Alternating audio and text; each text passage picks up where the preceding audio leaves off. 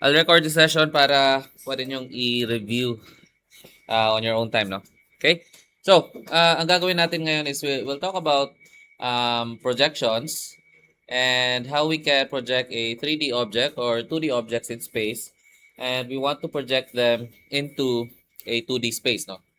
Okay? So, ang goal natin is from those projections, kaya natin maipalabas yung special na orientations ng different objects natin, no? So, some special orientations are the true length, the point view, the true size, and the edge view. Yun yung mga special orientations natin when it comes to 2D objects such as lines and planes. Okay? So, before we can proceed with that, we'll still need an imagination, no? Baseline, sort of baseline, what we call this, uh, imagination on how objects are seen in space and how they can be translated into the 2D space. Okay? So, take, for example, this, etong cylinder na to. So, this is a cylinder.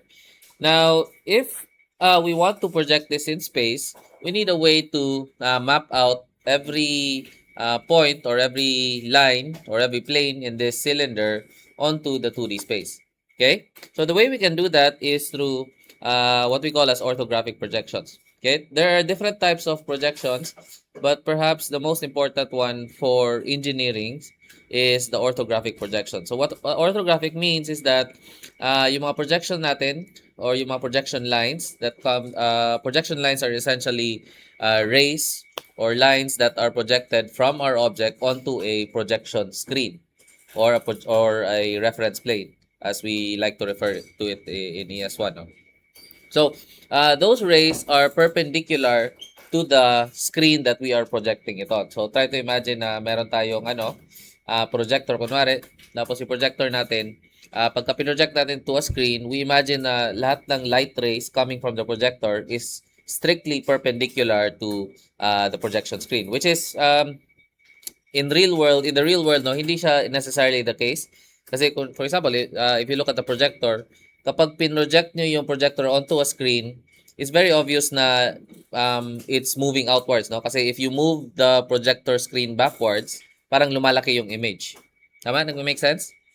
So, in that sense, hindi siya orthographic, no? Pero if it's truly orthographic, yung meaning perpendicular talaga yung rays natin, yung light rays coming from the projector onto the projector screen, ang mangyayari is no matter how far you place the projector screen, it will remain the same size. Tama? So for ES1, ganun yung concept. No matter how far our reference plane is or our projector screen is, the projected image will always be the same, which is helpful in an engineering context, no? Kasi para hindi natin poproblemahin kung gaano kalayo natin pinoproject yung object natin into space. Okay? So, to give you an imagination, again, we have the cylinder, no? And in the cylinder, we imagine na meron tayong there are three important na projections na kinukuha natin. Yung obvious one is the top view, then we have the front view, and we have the side view. So it could be any side view, no? Either the right side view or the left side view. Pero in ES1, we usually take the right side view. And we call this as the profile view. Another term for it is the profile view. No? Okay? So, if we imagine that, para siyang ganito. So imagine the cylinder. Tapos we encase it in a sort of glass box, no? And this glass box is sort of a viewing box. Tama? So para siyang viewing box along this cylinder. And ang gagawin lang natin is, we project all of the points of the cylinder onto the viewing box natin. And where those rays touch the viewing box, yun yung magiging projection niya onto that quote-unquote screen or onto that viewing plane. Okay? So there are many names for this plane right here. Ito mga planes na kung saan natin pinoproject yung lines. Pero for ES1, ang tawag natin sa kanila ay reference planes. So usually may special names yung mga natin, no, reference planes, especially these three. So you can see sa top view, we call it, and let's look at the top view, no? The top view, we call it as the horizontal reference plane or HRP. Tapos sa front view, we call it as the frontal reference plane or the FRP. Tapos, sa side view or sa profile view, ang tawag naman natin sa kanya is the profile reference plane. Okay? So, yun yung 3 planes na importante sa atin.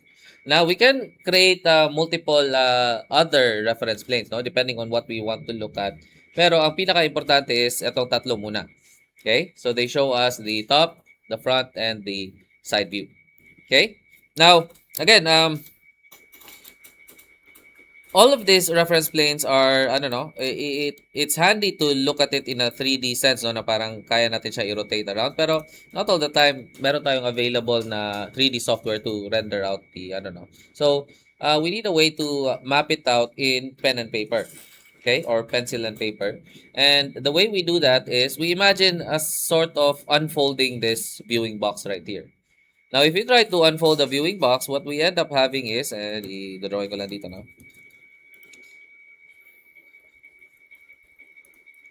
Ang makukuha natin actually ay parang ganito. Oops. I'll just copy it. Tapos, we can unfold it like so. Where this one is your HRP. Oh, siya na malit. Copy ko na lang itong text ito. This is your HRP. This one becomes the FRP.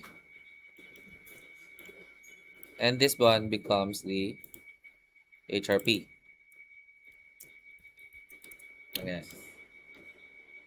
So, those are the 3 planes. So, pwede natin siya i-drawing ngayon. So, kunwari, ilalagay natin siya sa 2D space or sa isang papel or paper. Then, we can map out kung nasaan yung plane natin in space. And in this case, parang bilog siya sa taas. Tapos, dito sa baba is just a rectangle.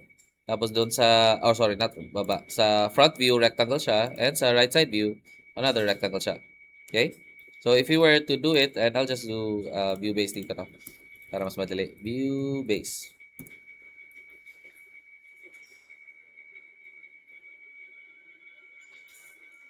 Na-install ko ba? Wait lang ha.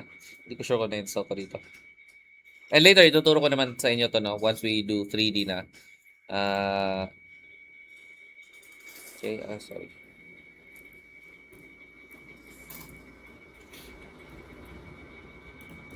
I'll just enable ribbon.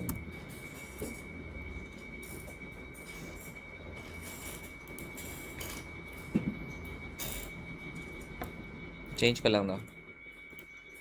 All of this, I'll teach you how to do pagka nandun na tayo sa 3D space. And let's do front.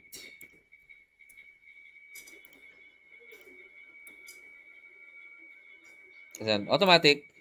Kaya natin mag-create ng mga ganito, no? And let me just hide the other elements para parang ganyan siya. So, this is what the 3D object looks like once it is projected into 2D space. Okay? Now, if you notice, kapag ang ginawa natin is parang if we had to draw the borders all the time, may cases wherein baka lumagpas yung object natin in space, no? So, in practice, hindi na actually natin dinodrawing yung buong objects or yung buong border or yung buong viewing plane, no? Kasi, if you really think about it, if I unhide the, natin. If you really think about it, itong viewing box can be as large or as small as possible, no? And once we go into 3D, we have a concept called the glass box, no? Which is a sort of like a viewing box. Pero the glass box is the smallest possible box that can contain the object. And later on, pag nag-3D na tayo, ituturo ko kung paano natin gagawin yun, no? Pero the point being is, the viewing box natin, or the glass box, whatever you want to call it, can be as large or as small as possible, no? Depending on the scenario. So which means that this is infinitely expanding, ito rin infinitely expanding, and the PRP is also infinitely expanding. So for us to be able to track this in 2D, the better way of trying to delineate between two reference planes, instead of drawing the box like this, what we can do is to draw the lines that are separating the reference planes. So what separates the reference planes are these. We call it in ES1 as fold lines, no? And some textbooks also have that as fold lines. So ito, this is a fold line.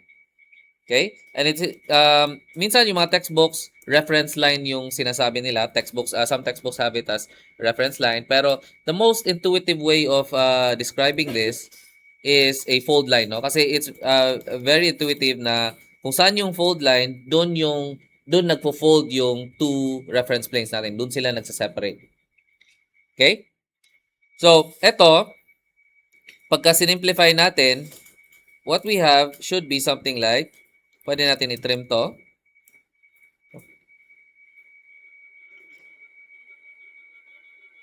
Trim lang natin. No? Trim, trim, and also trim this. And we end up with these two lines. Kasi itong two lines na to yung pinaka-importante lang. These are the fold lines that separate our reference planes. And what we do is, usually when we're drawing reference planes, is in between or at the top and the bottom of the reference plane or the fold line, ilalagay natin kung ano yung reference planes ang sineseparate ng two fold lines na to or yung fold line na to. So, kunwari, this fold line separates the HRP and the FRP. Ito naman, this fold line separates the FRP and the HRP. Usually, when we do this, naka-rotate siya, no? Just to make it a little neater. Usually, ganito yung the way we project it. Nakaganyan siya. Okay? So, if you look at the plates if you look at old plates, no? Parang ganito yung parati yung orientation. So, we have HRP, FRP, then ito FRP and HRP. Okay?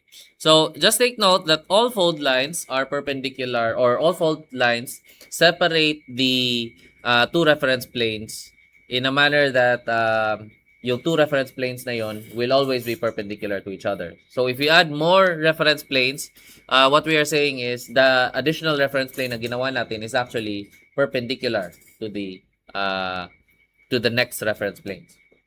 Okay? So, okay na tayo doon sa bit of intro natin. Nag-guess nyo naman, no, kung paano na siya nilalagay in space. For now, hindi muna tayo gagawa ng mga solids, no? Kasi medyo mahirap pa to gawin. For now, ang gagawin lang natin is just simple lines and planes lang muna. So, we'll focus on lines and planes. Then, after lines and planes, saka tayo magta-transition into 3D solids. Right? So, ito tayo dito. Wala ko na papel, no? And you can use your worksheets na dito, no? Kailangan ko dito.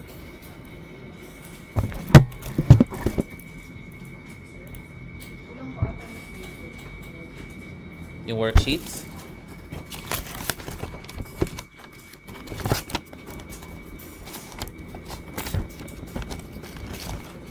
Oh, wait lang.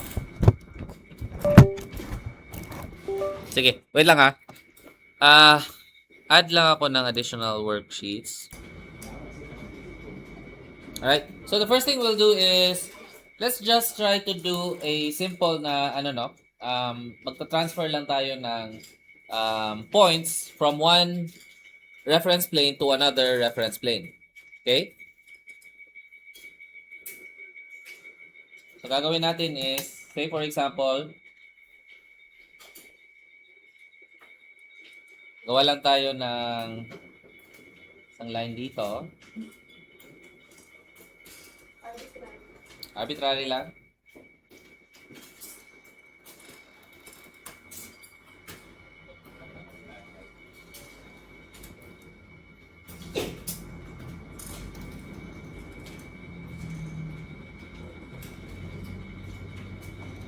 Tapos gawa tayo ng isa pang line.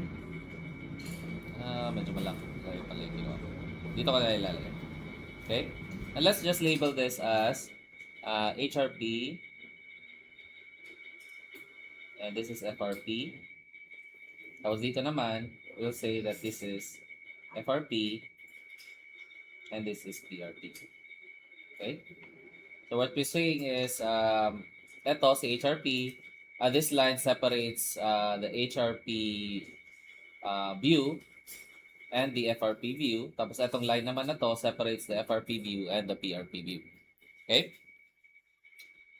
Now, let's add some points. And at this point, ituturo ko na sa inyo yung sliding triangle technique, no? So when we are doing perpendicular and parallel lines, what we can do is make use of our triangles, no? So itong technique na to, pwede nyo lang gamitin after geometric construction. So for geometric constructions, need pa rin na gumawa tayo ng mga geometric lines para ma-produce yung parallel and perpendicular. Pero, after geometric projections, after geometric constructions, pwede na gamitin tong technique na to. So, say for example, we have a line. So, just draw a line like so.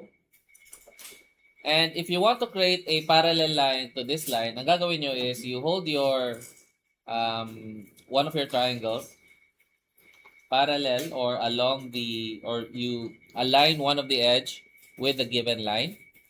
Tapos, you take a straight edge or pwede rin yung other triangle nyo.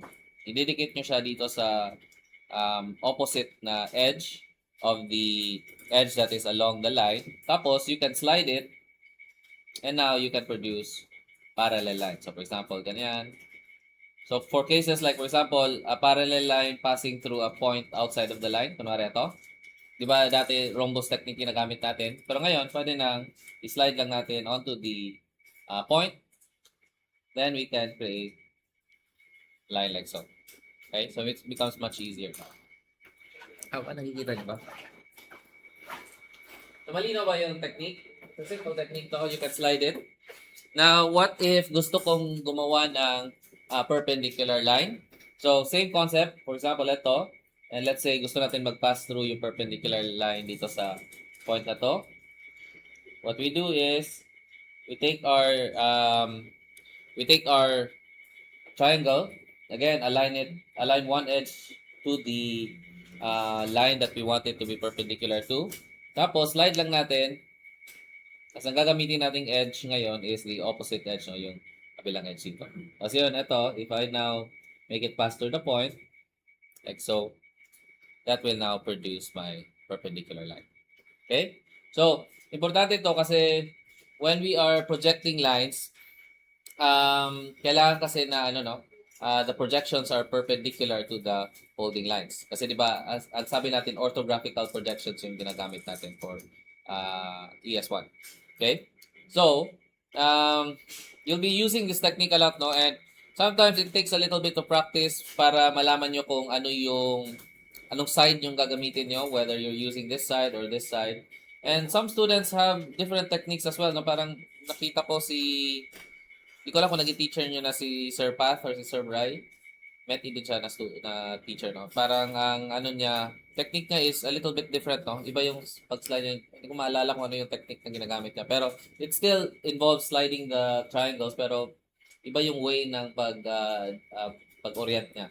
Okay? But that will still work, no? So, you can test out different strategies on how to create the parallel lines and perpendicular lines.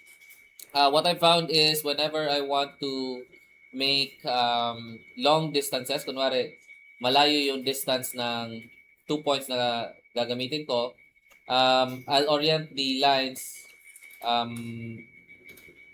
yung distance na ita-travel niya is parallel to the long edge para malayo yung kaya kong marating na na distances. Yun yung ginagamit ko. Tapos for shorter distances, pwedeng i-orient ko siya in another way para especially if I'm creating longer lines pero shorter lang yung distance na i-travel. Ang ginagawa ko is dito ko ilalagay yung lines tapos dito ilalagay yung lines tapos yung pag-travel niya is along this direction. So again, you'll learn these things as you go along, no? Kasi dati nung hindi ko pa iniisip yung mga ganung mga bagay, no? Parang minsan nabibitin, no? So for example, there are cases wherein nandito kayo and we want to let's just say na may line kayo dito. Kasi yung line na to gusto kong maging perpendicular kunwari sa nandito yung point. So if I try to do it parang ganyan, tapos inano ko, hindi siya abot. Tama? So ang ginagawa is nagre-readjust pa ako ng triangles ko, etc. para umabot siya. So parang mangyayari is ganyan pala. Pwede dito, tapos slide. Saan yung point ko? Dito ba ito? So yan. Dito. Then slide it para umabot siya dito. Again. So, pwede na siyang perpendicular. So, there are cases like that, no? And you learn it along the way, no? Pagka, the more times you do it, the, the, the more intuitive it becomes, no? Kung ano yung proper orientation ng different triangles natin. Okay? Pero the technique remains the same, no? Parang isa-slide lang natin yung triangles natin to produce the parallel and perpendicular lines. Okay? So, let's start with, let's create 2 points. Kunwari, let's say point A2. Point A to, tapos ito naman, point B. And let's make it, ano lang, no? Arbitrary lang yung distances nila. Tapos, ang gagawin natin is, supposedly, this should be given, no? Pero, ngayon, i-recreate lang natin. And ang gagawin natin is, we slide our triangles. Ito, so slide natin siya, such that, yung projection line natin ngayon, ito, this is your projection line. This should be where B lies. Parang ganyan. And ito naman, this should be where A lies. Okay? Nandito si B, nandito si A. So, why is that so? Because if we look back in our 3D model, notice how yung mga projection lines natin is because if it's orthographic, naglalay siya along the same line, no? So, for example, let's take a random point. Let's say this point right here. And let's do P type. Okay? Or, para mas obvious, ito siguro. Okay? So, nakikita nyo yung point? And let me just increase the opacity of this one. Increase lang natin, 290.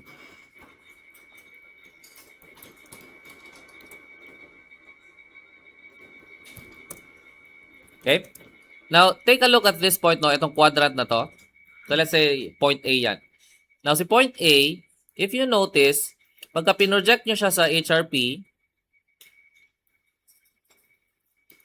yung projection line niya is perpendicular to this fold line. If you look at it from the top view, ganyan, it's perpendicular to the fold line. And if you look at it from the side view, eto siya, nandito yon, di ba? It's also perpendicular to the fold line dito. So it lies along the same fold line or the same perpendicular projection line. We call this as, by the way, we call this as a projection line. Eto, this one is known as a projection line. So all points should lie, all points should lie along the projection line. Okay? So, kumbaga, the same point, yung location niya onto the next reference plane should be along this projection line. So, again, dapat given to, no, kung nasaan siya. Pero, right now, just mark a certain point dito. Let's say, yun yung given, no? Ito, point A. And I'll just mark it somewhere here. And this is point A, this is point B. Okay? So, kunwari, ito yung given sa atin. Again, doesn't really matter kung hindi magkaiba tayo, no? Kung hindi perfect yung perfectly the same yung ginawa natin. Yung techniques will still translate, no? So, eto, this is line A, this is point A, point B, this is point A, point B. What matters is, dapat yung projection line natin should be nandito. Okay? So, let's try to project this one. Etong, usually, again, we are, pagka may given tayo, usually two views yung given. Okay, so 2 views ang necessary because those 2 views will provide the basis for creating the additional views. Okay, so ito, let's say itong si AB, gusto natin siyang i-project onto the next reference plane, which is nandito na sa PRP. So what we do is, we take our triangles. Gagawin natin is, I'll make one side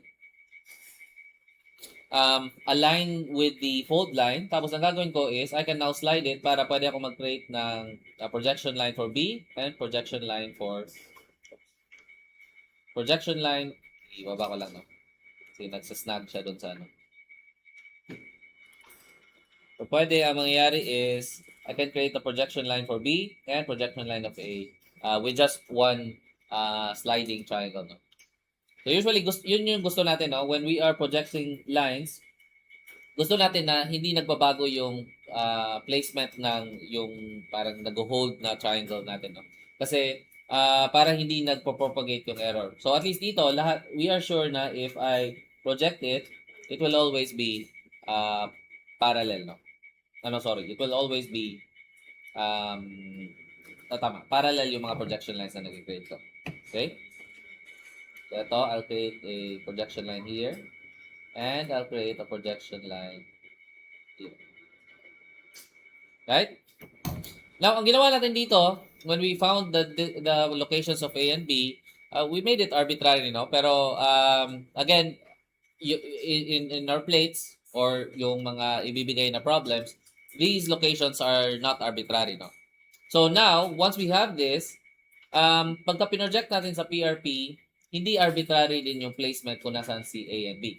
Okay, so how do we find the location? Let's go back to our model and see ano ba yung distance na yon.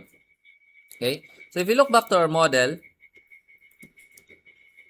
we'll notice na etong distance na to, this distance to this distance, ang kaparehas niya na distance would be the PRP. Tama? So if you look at it from the right side view, take a look at this, etong length na to, and let me mark it, no? I'll mark this with a yellow line. Let's say yellow.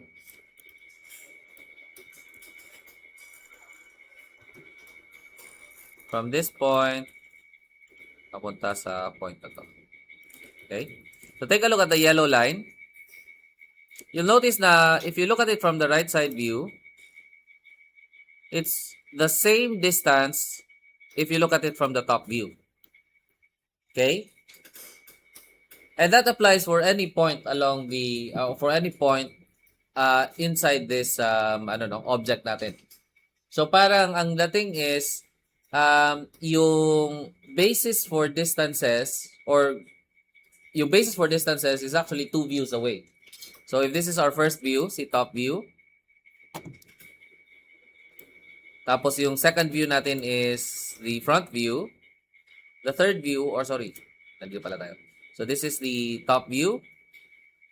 Second view natin is the front view or FRP. Third view natin is the right side view.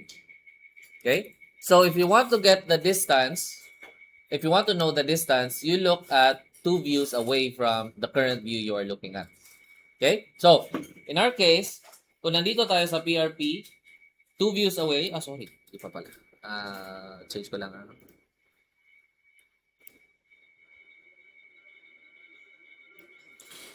So, if you look at it from here, ito PRP, 2 views away from PRP is 1, 2, HRP. So, ito yung basis for distances natin. So, yung adjacent view or 1 view away will be the basis for the projection line.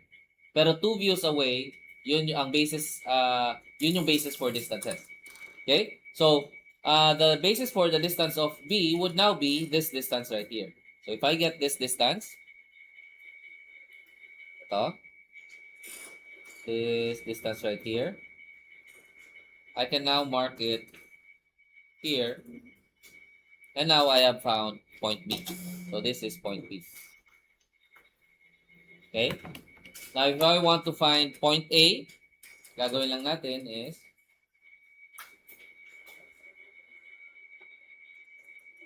take this distance. Point A. Tapos, lalagay natin dito. Copy natin yung distance niya. This is now point A. Okay? Now, a lot of, this is easy to do, no? Kasi ang ginawa natin is parang dalawang fold lines lang naman yung nag-exist. For the moment, dalawang fold lines lang naman siya. And it's easy to find kung saan tayo nagme-measure ng distances. Pero sometimes, ang nangyayari is when you have multiple fold lines na, nalilito na yung mga students kung saan yung basis ng reference plane na i-measure nila or basis ng fold line na gagamitin nila. So just remember, it's 2 views away. but it's also 2 fold lines away.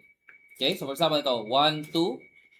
Ang 1, 2 yung basis ng distances. So, we look at here. Pero 2 fold lines din. 1, 2. So, I'm measuring from this fold line. Okay? Kasi there are cases wherein, kunwari, marami na tayong fold lines. No? So, this is 1 fold line.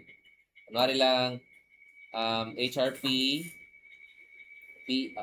FRP, and this is FRP, PRP. Now, let's say, for example, may isa pa tayo dito, no? I will call this an ARP. A stands for Auxiliary Reference Plane, no? So, ARP, usually when we have reference planes that are not the primary reference planes, yung H, F, and P, we call them, we generalize them and just call them as ARP. So, if you have multiple, then you have to name each one. So, ARP1, if you have another one here, ARP2, this is ARP1 and ARP2, and this is ARP2. Sorry, baliktad. This is PRP pala to, no? PRP, kasi ito ay ARP1. Ito naman, ARP1 and ARP2. Tama? So again, the fold lines always separate the different views. So if you have something that looks like this, na tatlo na yung multiple na yung views nyo, minsan ang nangyayari sa students is that, kunwari, they are looking at this view. 2 views away is 1, 2. Minsan nalilito sila kung ano yung kung saang fold line sila magme-measure. So minsan, instead of measuring from here, dito sila nagme-measure from this view right here. Okay, so mali yun. Ang gagawin nyo always is 2 views away, pero also 2 fold lines away. Okay, always remember, 2 views away, 2 fold lines away. Okay, ganun tayo nagme-measure ng distances. Okay? So ito, mali pala ginawa ko dito, no? Kulang yung space natin. Pero, ano tayo? Mag-extend tayo sa boundary natin. Kunwari, meron pa tayong isa pang, dito. Isa pang reference plane. And I'll just make it. So, imagine nyo na lang na hindi nag-exist itong line na ito. No? Okay? So, let's add another reference plane like this. And let's call this reference plane as ARP. Okay? Ganyan. Sorry. This is still PRP, no? Yung kabila, yung ARP. ARP1. Tama? Kasi this one separates PRP na nasa left side niya. And ito dito sa taas is the new ARP1. Right? So, you might be wondering, ano ba yung itsura ng isang ARP? Kasi dito sa if we look at our AutoCAD na 3D model, parang obvious ko nasaan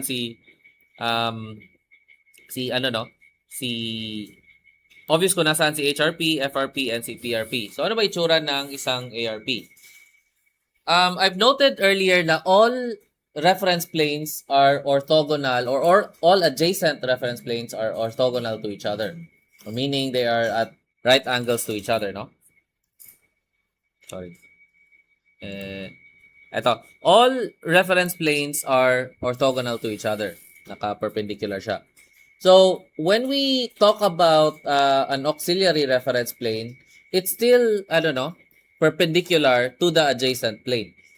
Okay? So, in our case dito, ito si PRP, yung ARP, it is at an angle, no?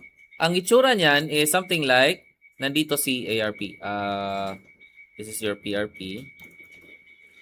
I'll just draw a random angle dito, no?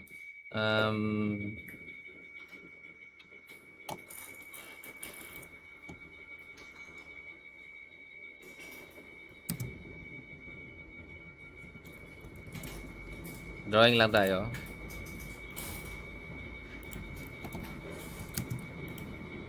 An ARP would look something like this. Parang ganyan.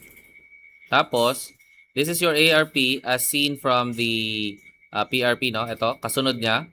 Pero si ARP actually would be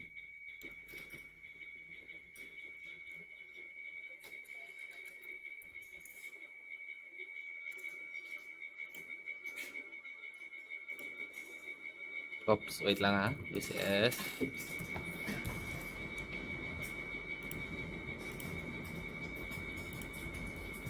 would be something like ganyan. And let's make this a region, no? Para mas makita nyo. And lagyan lang natin ng transparency. So, add a transparency. Let's say 90%. Parang ganyan. You are viewing it from this plane. Parang ganyan. So, tinitingnan nyo siya along this viewing plane. Tapos lahat ng projection line should now be perpendicular to this viewing plane. So, gagawa tayo ng mga projection line papunta dito sa viewing plane that is perpendicular to this viewing plane. Okay? So, hindi ko na ipapakita yung mga projection lines, no? Pero, ito, magpo-project ka papunta dyan dito sa plane na to. So, yun yung makikita mo. So, essentially, parang ganito yung view mo.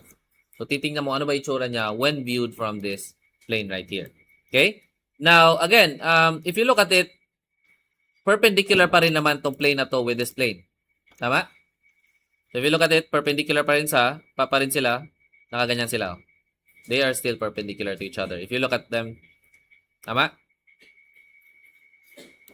Right? So, ganun natin view yung mga auxiliary reference plane. Again, auxiliary reference planes are important because lahat ng ano natin, ano tawag dito? Lahat ng yung gagawin natin na special views, almost always requires an auxiliary reference plane. So, rarely na parang lilitaw yung kunwari point view, true length, or yung true size without creating any auxiliary reference planes. Most of the time, you need to create them. There are just special cases wherein parang tama yung orientation ng mismong mga points and planes natin is kita na yung true length or true size or point view or edge view sa one of the main reference planes. Okay? So, gagawin natin is, again, create tayo ng projection line. So, again, when we are projecting, ang basis natin for the projection lines is one view away or adjacent. So, kung ito yung ARP1 natin, the adjacent view would be CPRP. Tama? So, now,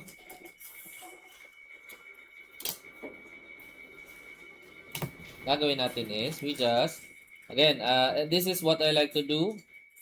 Ang gagawin ko is, i-align ko siya sa fold line muna para madali ko siyang ma-slide to produce the reference, the projection lines for the different points. So, ito, pwede ko i-project. And ito, pwede ko i-project. Right? So, pwede ko na i-project. Like so. Again, ang basis ng distances natin, kung ang projection line is adjacent or one view away, for distances naman, the basis is 2 views away. Okay? 2 views away and 2 folding lines away. So, 2 views away here, if it's ARP1, 1, 2, basis natin is FRP. Okay? So, bukod sa 2 views away siya, 1, 2, 2 fold lines away din siya. So, 1, 2. Dito tayo magme-measure. Again, hindi tayo magme-measure from here. Dito tayo magme-measure kasi ito yung 2 fold lines away.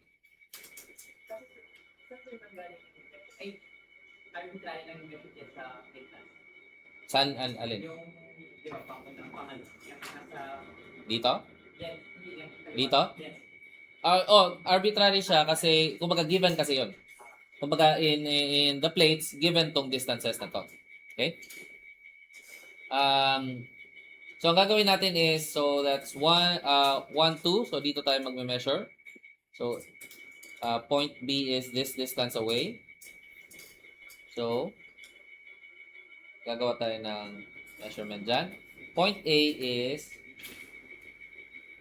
this distance away. Okay. This one. So, and this is now point A. Point A and point B. Right? So we have successfully projected our lines into the different reference planes, no, or the viewing planes.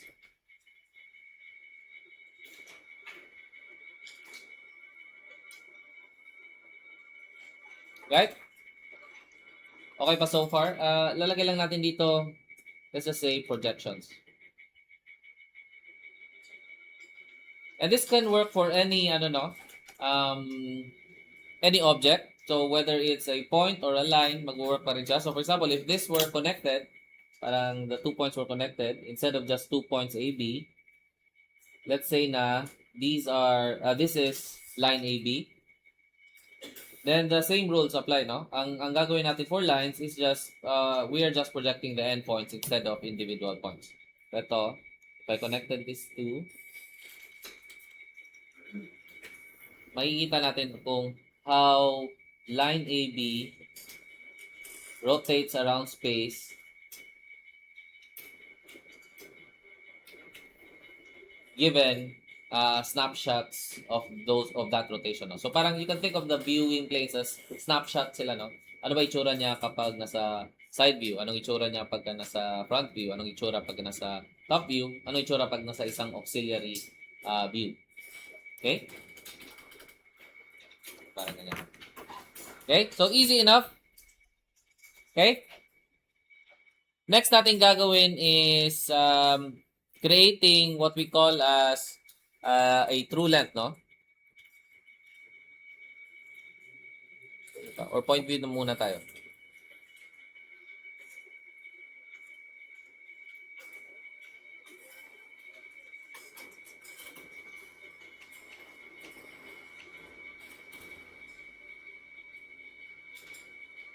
Pero mahirap pala. Wait lang ha.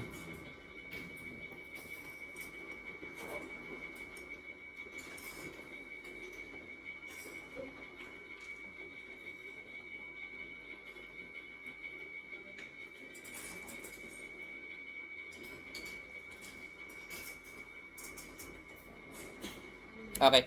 5 minutes lang. Let me just print out certain itong module na to. Kasi feeling ko mas mahirap kung pag nag-arbitrary distances lang tayo, no? So, let me just... So, this is the same thing we did. But in this case na hindi na arbitrary yung mga points, no? Kumbaga, given talaga yung points natin. So, try lang natin gawin. So, first step is it's always a good habit to when you are given the points, no? It's always good habit to just connect the points, no? So connecting the points ensures that we are able to measure the distances later on. Okay? Kasi again, pag nag-measure tayo ng distances, it's from the reference line, di ba? Or the fold line. So kung hindi natin siya nakakonect, wala tayong parang reference point kung saan natin ididikit yung compass pin natin. Okay? So, gawin lang natin ulit. So again, we are given 2 points, 1, 2. Tapos, project lang natin siya onto the different na reference planes or the different fold lines. So again, always label your your reference planes kasi this is part of the solution, no? So kumbaga i-check to sa final answer nyo. So we need ito. This is HRP. This is FRP. This one is FRP. Ito ay PRP. Then lastly, ito ay PRP. And this one is ARP. Pwede natin hindi lagyan ng number, no? ARP lang kasi isa lang naman yung auxiliary reference planes. Pero once you have multiple na, you'll start numbering your ARPs. So something like this. Okay? So, gawin lang natin ginawa natin before. First step is to first project. Project lang muna natin. So, project natin si line 2, project si line 1. Like so. Tapos, basis for distances is 2 views away. So, 2 views away is 1, 2. So, ito yung basis. This is basis for line 2. This distance.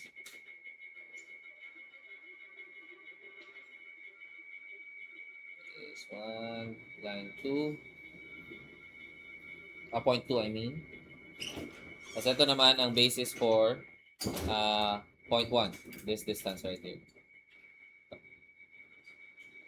This one, point 1. Lipat na natin siya.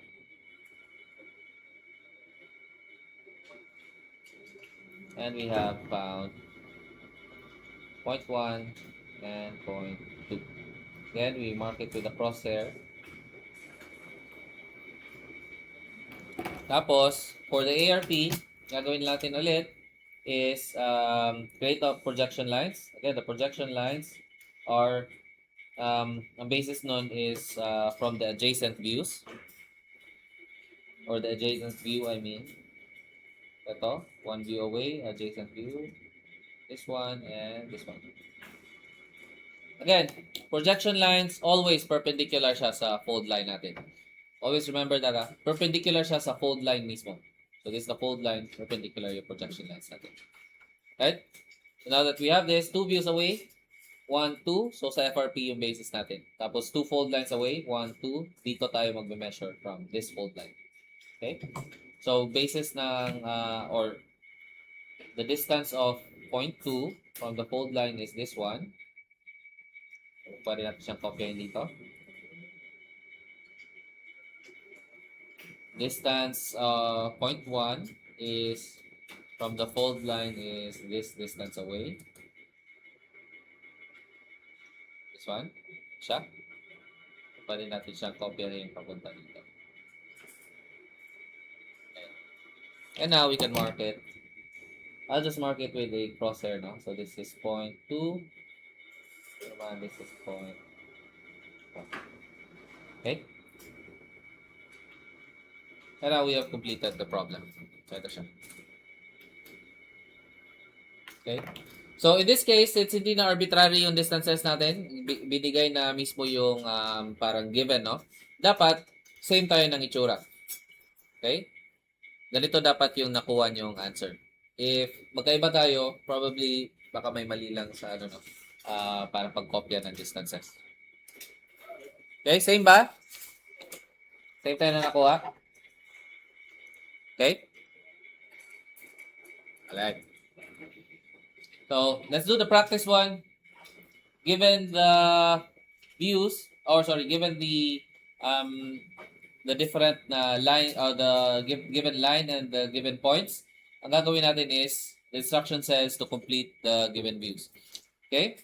So, in most cases, class, no, regardless kung ano yung instructions, unless otherwise stated, we always complete the given views. So, completing the given views just means that all objects that are in the drawing should be drawn onto the different na reference planes na i-create nyo. Okay? So, for example, ito, pagka sinabi itong AB and ito 1, 2, lahat ng AB and 1, 2 should appear in all of the views that are created or given. So, ito, dapat nandito si AB and 1, 2, nandito si AB and 1, 2, dito rin si AB and 1, 2. Okay? So, let's try to complete FRP muna. So, first natin gagawin. So, ito, FRP is in between 1 and 2. FRP is in between HRP and ARP1. So, pwede natin gamitin is, kasi these are adjacent views, no? FRP is adjacent to HRP. FRP is also adjacent to ARP1. Tama? Technically, itong ARP1 is, you can imagine as PRP to, no? Kasi if you look at it, it is perpendicular to FRP at a 90-degree angle. So, technically, this is PRP, no? Pero, ni-label ng problem na to as ARP1, which is okay lang din naman. So, ang gagawin natin, since they are in between, ang pwede natin gawin is to allow the projection lines to intersect. Kasi we know that, kunwari, if you look at line point 2, kunwari, let's look at point 2. And let's create a projection line here from point 2. Alam natin point 2 lies along this line.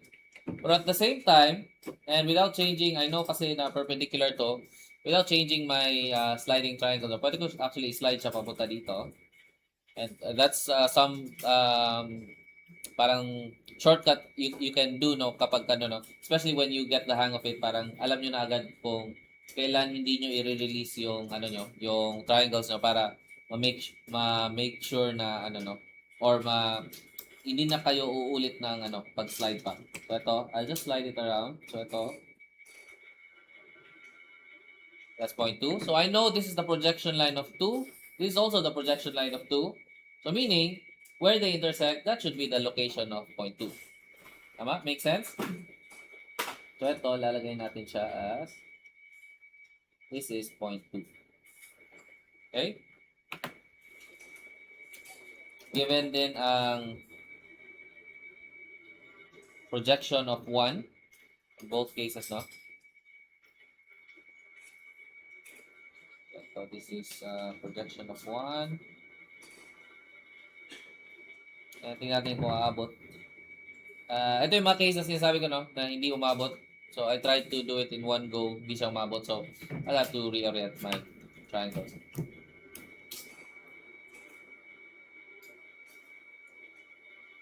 Make it perpendicular. Okay? Where it intersects, yan yung location ni point 1. Okay? So we have 1 and 2. Okay na? So we can say that FRP is already completed, no? Kasi nandito na si AB, nandito rin si 1, 2. Okay? And before I go any further, ang gagawin ko is i-connect ko lang yung endpoints AB. So ito A and B.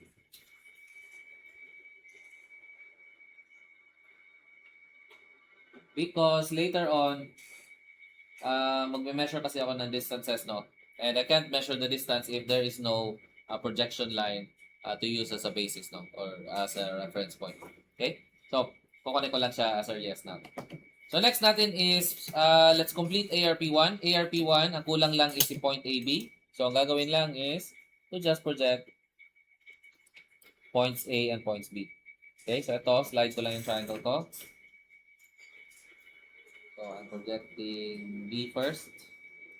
Malapit siya. Projecting B, then I'm projecting A.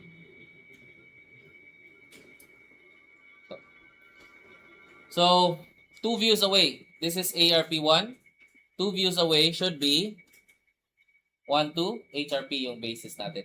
Tama? And then 2 folding lines away din, or 2 fold lines away, 1, 2. Okay? So, si point B should be this distance away. This one. That is the distance of point B. So, pwede ko na siya i-copya. Ito siya, point B. From the fold line. Again, it's always from the fold line, no? This is a common mistake as well. Parang ginagawa ng students is, this is point B, kunwari, this is the distance of point B. Instead of measuring it from here, na-measure nila from the point itself. Dito nila minamark. So again, which is wrong, no? Mali yun. So it's always measured from the fold line. Okay? So dapat from the fold line lagi. So that's the measurement of B. Tapos the measurement of A naman is this distance away. Ito siya. That's the distance of A. Therefore, si A should be this distance away.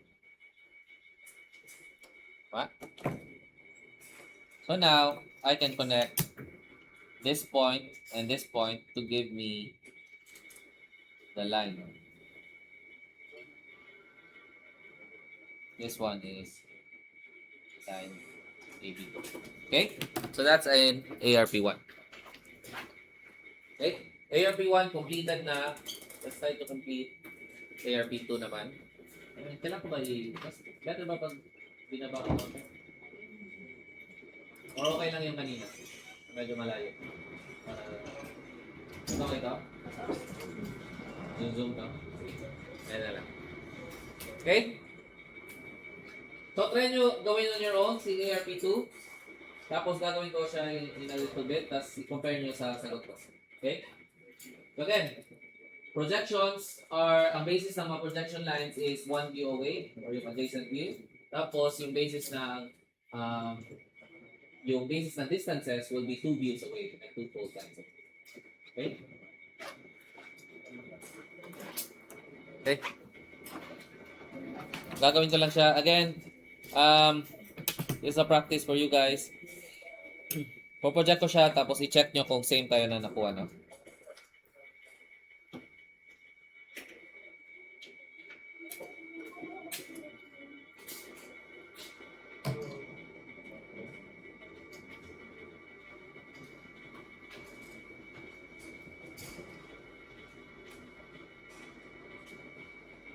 And you'll be doing this a lot, class, no? Parang ganito.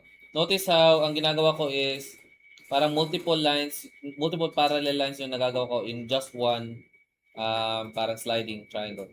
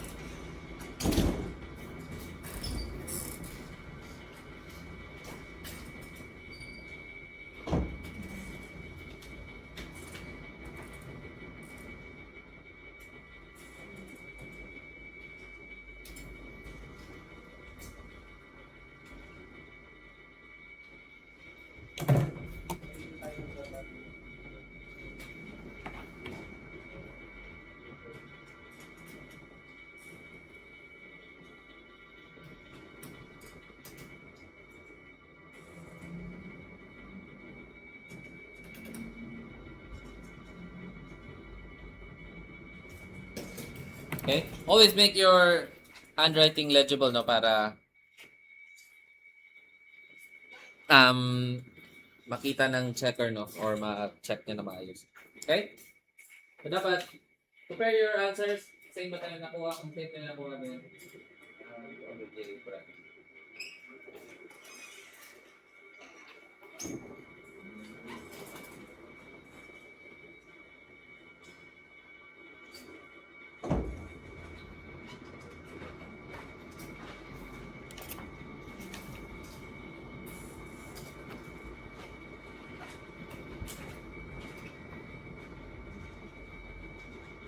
Again, yung red dito is construction lines. So, lahat ng projection lines are construction lines. So, dapat yung H pencil gamit nyo dyan.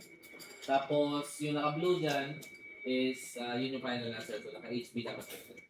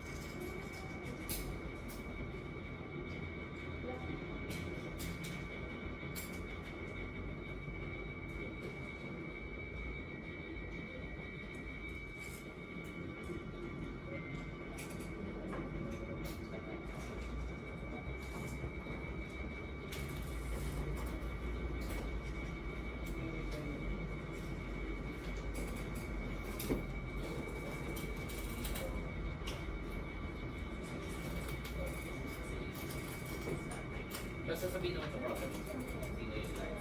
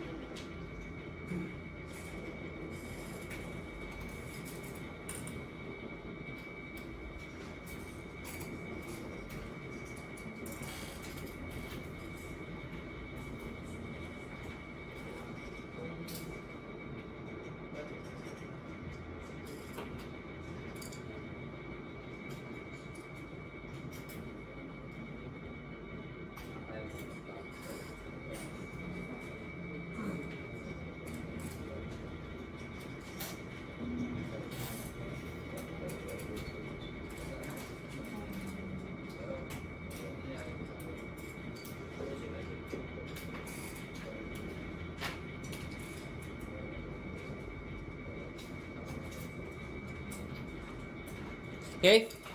So again, recorded naman yung session, no? If in case na nalito kayo or you got lost, just look back at the recording tapos try to recreate what I did here. Okay? So, proceed tayo sa next one, which is determination of the true length and the point view of a given line. Okay? So, for this to work, kailangan, ang assumption dito is mastered nyo na yung projections of lines and planes, no? So, kailangan marunong na talaga kayo mag-manipulate ng mga views natin para maipalabas yung different lines or different points at a particular na view. Okay? Now, let's try to imagine the true length first.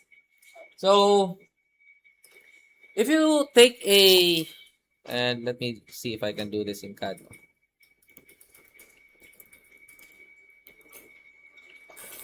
If you take a line, let's take any line, no?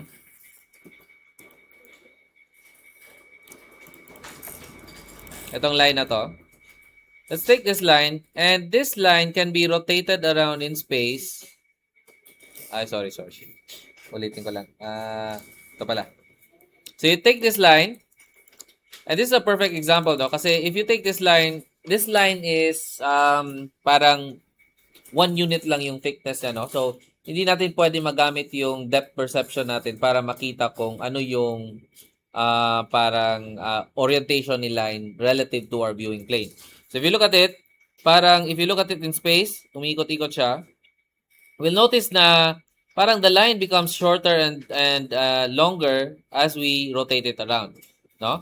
So, that is what we call as foreshortening, no? When the line is not shown in its true length, then it is always foreshortened. Tama? So, there is one view wherein pagka tama yung kinuha nating view, ang mangyari is it shows the line in its maximum length. And that maximum length is the true length. Now, just try to imagine, no? Just look at your pen. Kunwari ito, this is a line. Tapos ikot na lang siya. You'll notice na saan ba siya maximum yung length? Pag diretso, no? Yung pagkahawak natin sa kanya. Or, if we imagine na meron tayong viewing box dito sa harap, ano yung orientation ng viewing plane na to relative to the pencil? It's parallel. Tama? Truly parallel, no? Parang ito, if this is my viewing plane, parang itong plane na to should be truly parallel to this viewing plane. Pagka truly parallel sila, then now you expose the true length of the line. Okay? So which means that here in, if we're doing it in pencil and paper, to get the true length, ang kailangan lang actually natin is to create a reference plane that is parallel to the given line. Now, where we create the parallel auxiliary reference plane, pwedeng siya, no? You can create it from any view. So, kumbaga, pwede mo i-create from HRP dito, or pwede mo i-create from FRP. Doesn't really matter. It will still show the same true length. Pero for this case, if you try to create it in from HRP, ang mangyayari is, wala kayong space sa taas. Tama? So, parang for this particular problem, it is leading you towards creating it from FRP. And most problems are like that, no? Especially in ES1. Parang may directed solution siya. Okay? So, it depends on which space is allotted to you. So, ito, parang based on how it's created, mukhang dito tayo gagawa. Okay? So, ang gagawin natin is, we take the AD line, ito, yung line AB, tapos gagawa tayo ng parallel reference line or reference plane. Ganyan.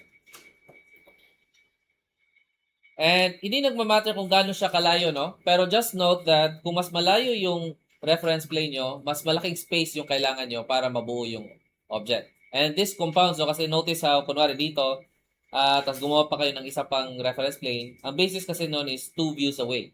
Tama? So, mangyayari is, pagka malayo kayo nag-start dito, yung 2 views away niyan, malayo din yung magiging reference distances niya. So, what I like to do is just make it such that it's a comfortable distance away, around, I would say, 1 to 2 centimeters away. Again, no hard rule dito, no? Pwede nyo gawin siya at any point. Pero ako, I just like to do 1 to 2 centimeters away, no? Para comfortable siya enough na makaka-make ako ng measurements or measurements for distances. Pero, hindi din siya so far away na kukulangin ako ng space. Okay? Not too cramped. Probably mga ganyan. So I'll make my reference plane here. And I'll label my reference plane. So this is FRP. Tapos yung sa ilalim should be ARP. Okay? Now, the same rules apply, no, for projections. Ang first rule natin is that projection lines should be perpendicular to the fold line. Okay? Ito. You make perpendicular.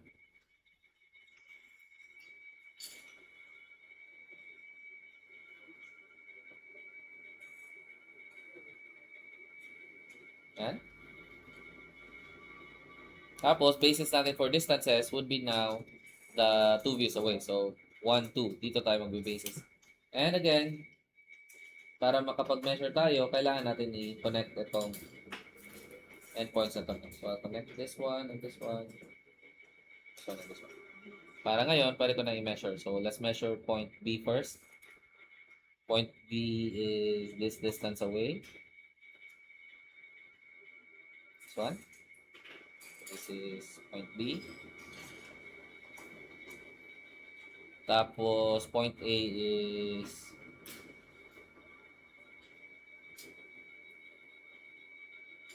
this distance away.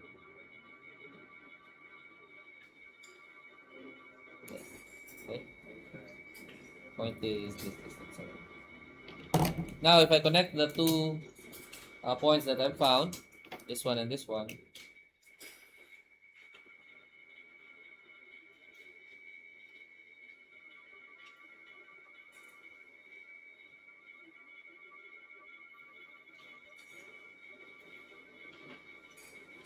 this now becomes what we call as a true length. And usually, we label the true lengths with a TL, no? Okay? So, pagka true length siya, ililabel natin siya na true length. Okay?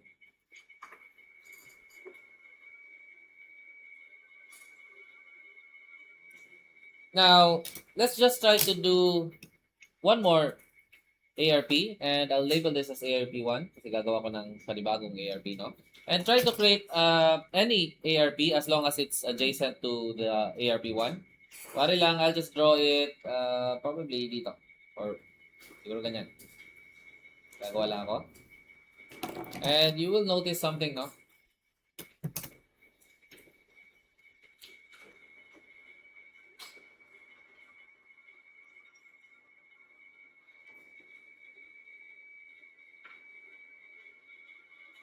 Oh. Basis for distances, and let me label my length. So this is ARP1. Ito naman is ARP2. Basis for distances, 2 views away. So 1, 2. So ito. So measure this distance. This is the distance of B. Okay. And this is the distance of A. And notice how they are the same distance, no? Tama? And nang may make sense na same distance siya, no? Kasi sinadya natin na parallel itong si ARP with the line AB. Tama? So which means na if I completed this one, then we'll have to label our points as well, no? This is B, this is A, so this one is A, and ito naman si B. So what is the observation? Ano yung napansin nyo? From the true length, ano yung napapansin nyo sa adjacent views nila?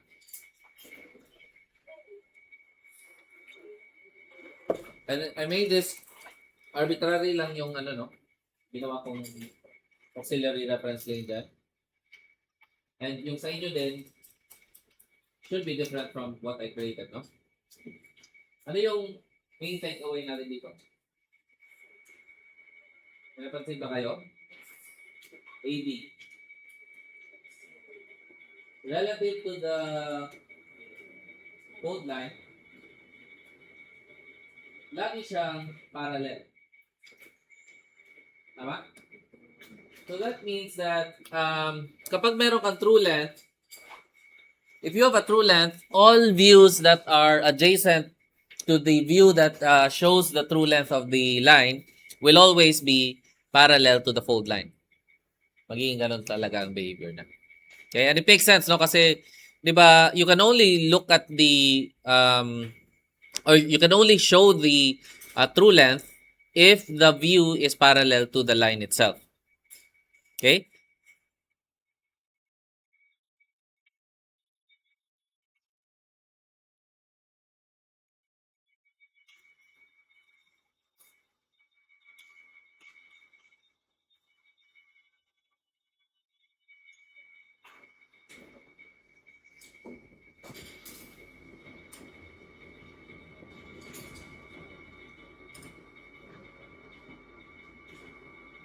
Okay? Try nyo like complete.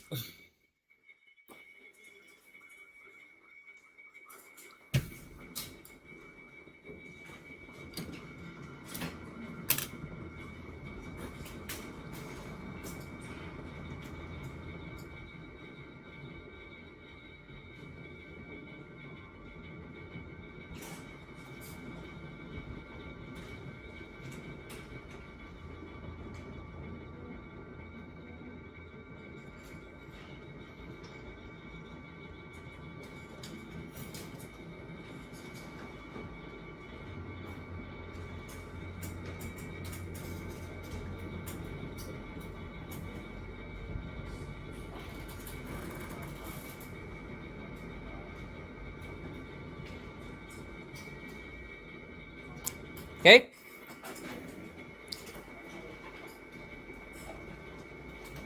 Next naman lang gagawin natin is drawing the point view of the given line. Now, let's take an imagination ulit. Kunin ulit natin yung pen natin. Tapos ikot lang natin siya. The point view is a view wherein yung two endpoints niya, they coincide at exactly one point. So it looks, the line looks as if it's a point, no? And it's much more clearly shown kapag tiningnan natin tong ano natin. If you look at this line in AutoCAD, no, ito. So if we try to rotate it such that yung rotation is sakto siya, and hindi ko magawa, no? Pero parang ganyan. Sakto siya na nag-appear lang siya as if one point lang. That is what we call as the point view, no? Ito, hindi ko lang magawa siya. Nagsasnap kasi sa ano, no? Certain orientation. Pero I can create a UCS. Pwede may UCS.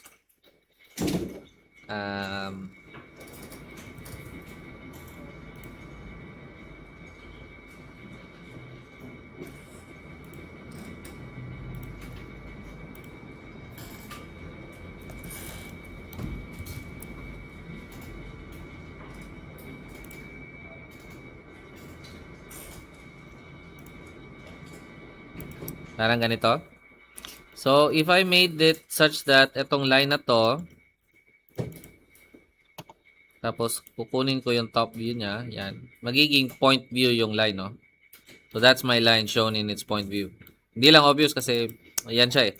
Naka-point view na yung line natin. So, if I rotate it around, nandyan siya. Okay? So, ano yung napapansin nyo? What is the orientation of the reference plane that shows the line in its point view or the viewing plane? Perpendicular, no? Kung sa true length, kailangan parallel siya. Yung nasa harap, parallel. Pagka perpendicular yung ano mo, viewing plane mo dun sa pen mo, makikita mo as if point view yung ano line. Okay?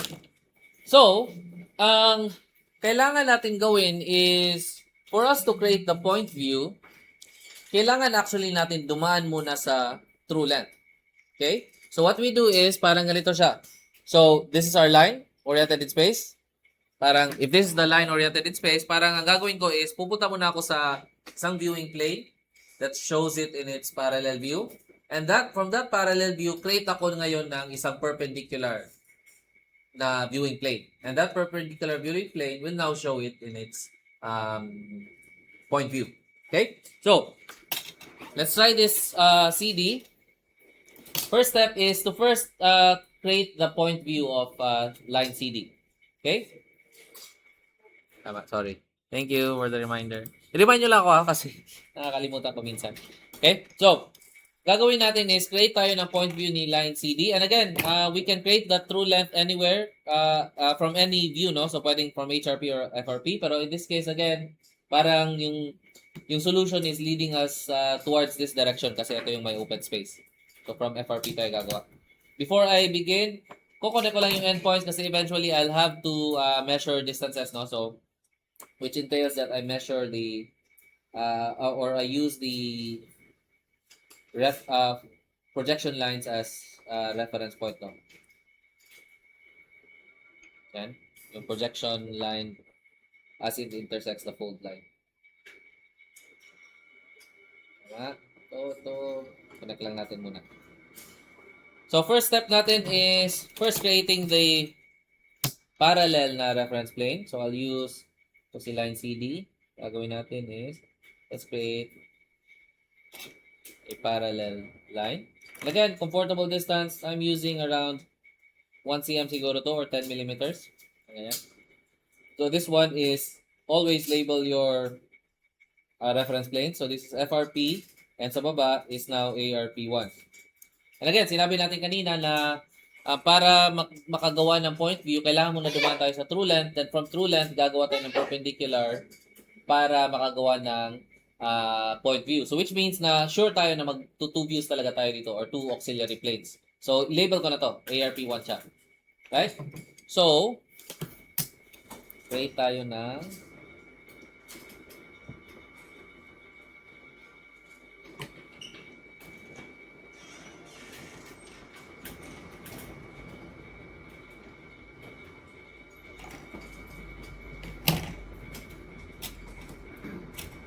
line, projection lines. Tapos, measure tayo ng distances, 2 views away.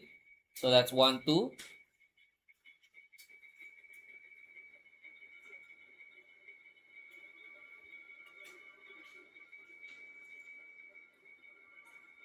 So, yung distance of D. Tapos, si C naman is this distance away. This one.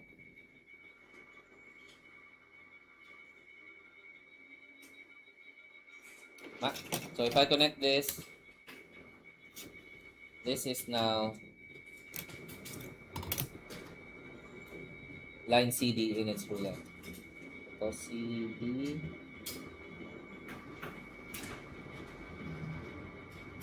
and always label, lalagyan parati natin na TL to show na true length siya. Okay, so CD. So, another tip class pala, no? To make sure that you are doing it correctly, always try to look at your true length. Kunwari, kung ang lumabas dito is visually smaller than the original lines given, it means na mali yung ginawa nyo. Kasi the true length will always be the maximum na length of that line. Okay? So, dito, mukha naman siyang larger than this line. So, that is the true length. Right? And you can also measure it, no? Just to be safe. Pero ito, I know that it's in its true length. Now, next step is, now that I have the true length, yan, nasabi natin, the next view should be perpendicular to the true length. Okay? So, gagawin natin is, align lang natin yung triangles natin like so. Tapos, we slide it, and I'll use this one.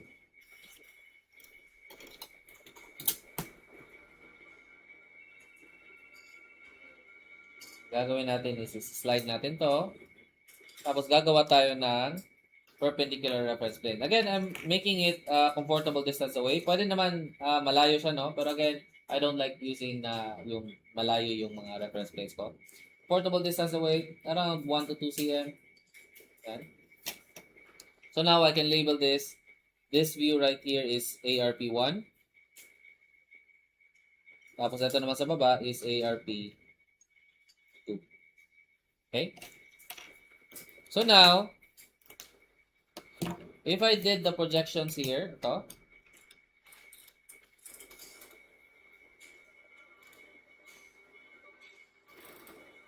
what you'll notice is the projection line actually coincides with both points, no?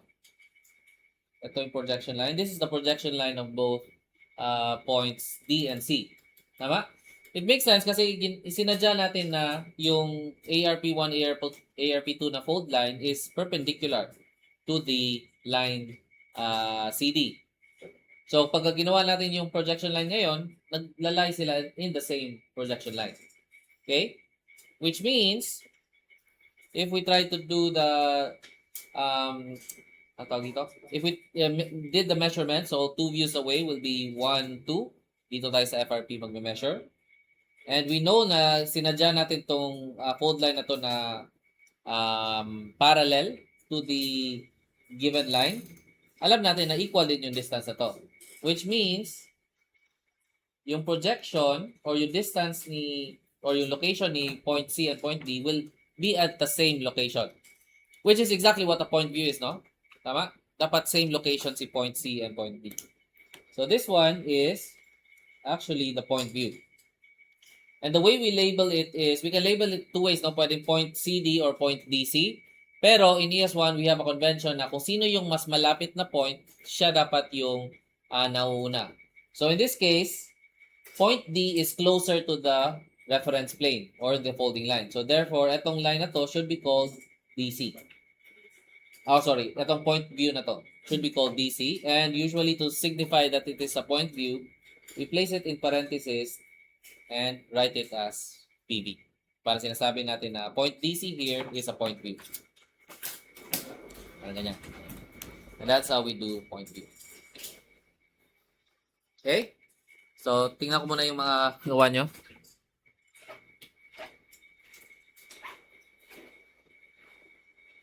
Kung hindi sila nag-match dito, somewhere along the way, nagkamali kayo. Dapat mag-match talaga sila. Yan. Because of the way we did the projections. Okay. Again, yung ginawa natin is parallel muna to create the true length. Then, perpendicular to the true length, gagawin natin ito. A common mistake is instead of perpendicular to the true length, ang ginagawa ng students is perpendicular to the ARP1. Which is wrong, no? Mali ka. Hindi dapat dito. Dito ka gagawa. Perpendicular to the ARP.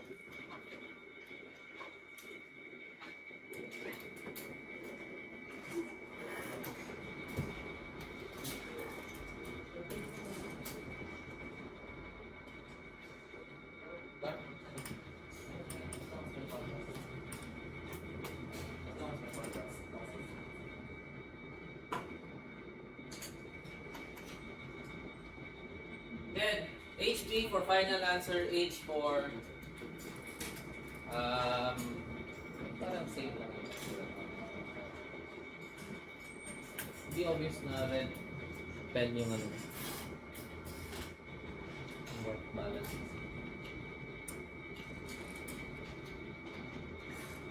Tanit yung white balance.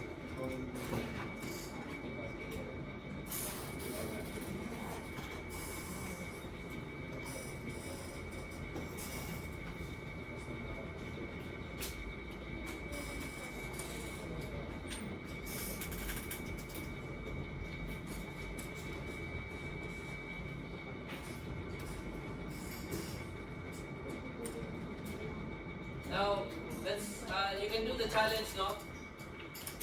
From the point view plane, kunwari ito, point view, drawing kayo ng any adjacent na reference view. Tingnan nyo ano mga observe nyo.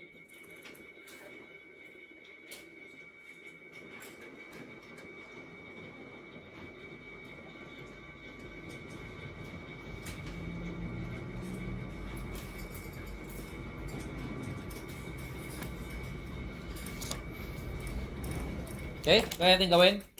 Ang sabi dito is from the point view plane, this plane right here, ARP2, gawa daw tayo ng kahit anong adjacent reference plane. So I'll just draw something like ganito siguro. So this is ARP3 na, no? This one. And I'll say is ARP2. Ito naman is ARP3. Now try to draw the line again. So this is line CD. Tapos si line CD,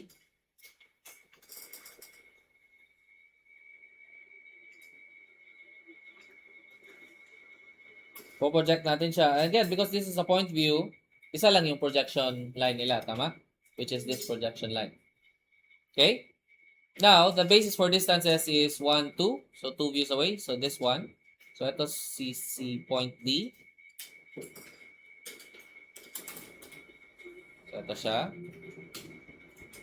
And ito si point C. Which is this distance.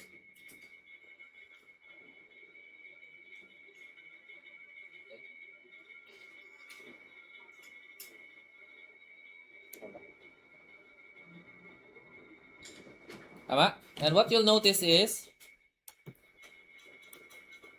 naka-true length pa rin siya, no? Sa ng ano? Measurement 2 views away. So, 1, 2.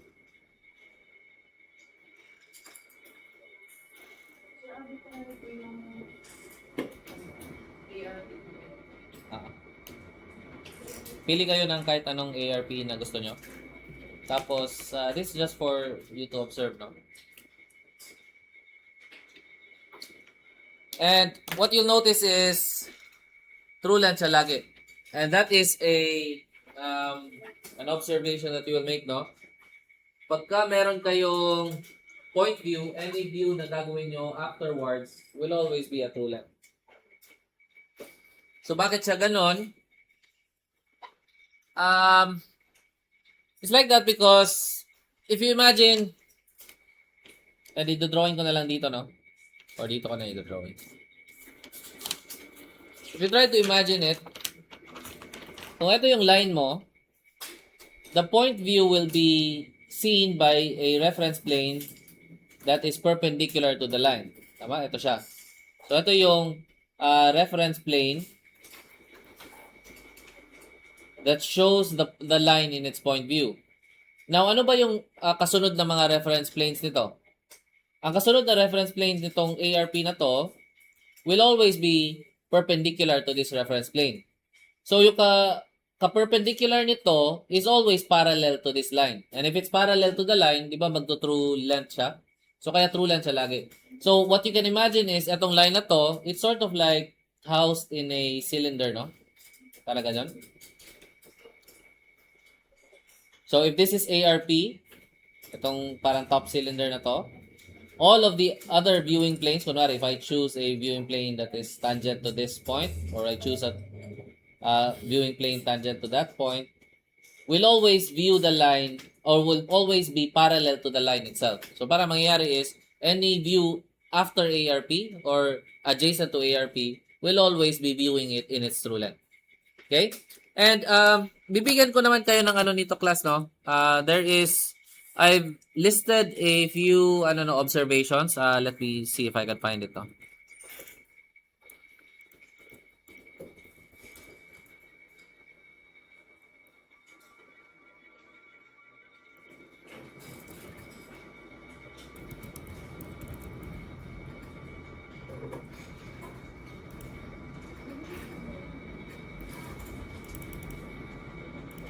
Hindi ko sure kung ito yung updated version. I'll send you the updated version. Hanapin ko lang, no? Pero, let me just show this screen capture.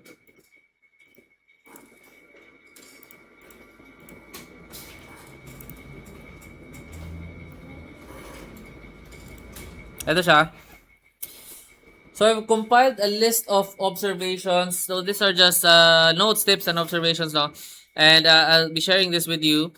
Ito yung mga na-observe natin, no? So, for example, if a reference plane is made parallel to a line, then the resulting view will always reveal the line in its true length. Tapos, if a line appears in its point view in a certain view, the line will always appear in its true length in all the adjacent views. So, that means before and after that view, no?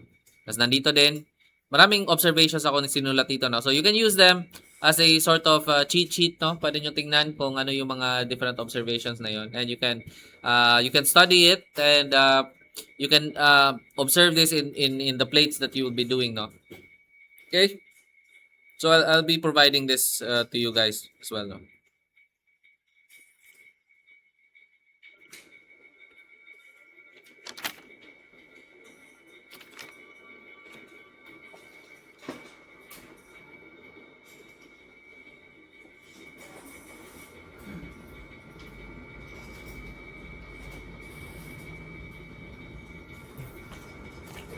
Okay?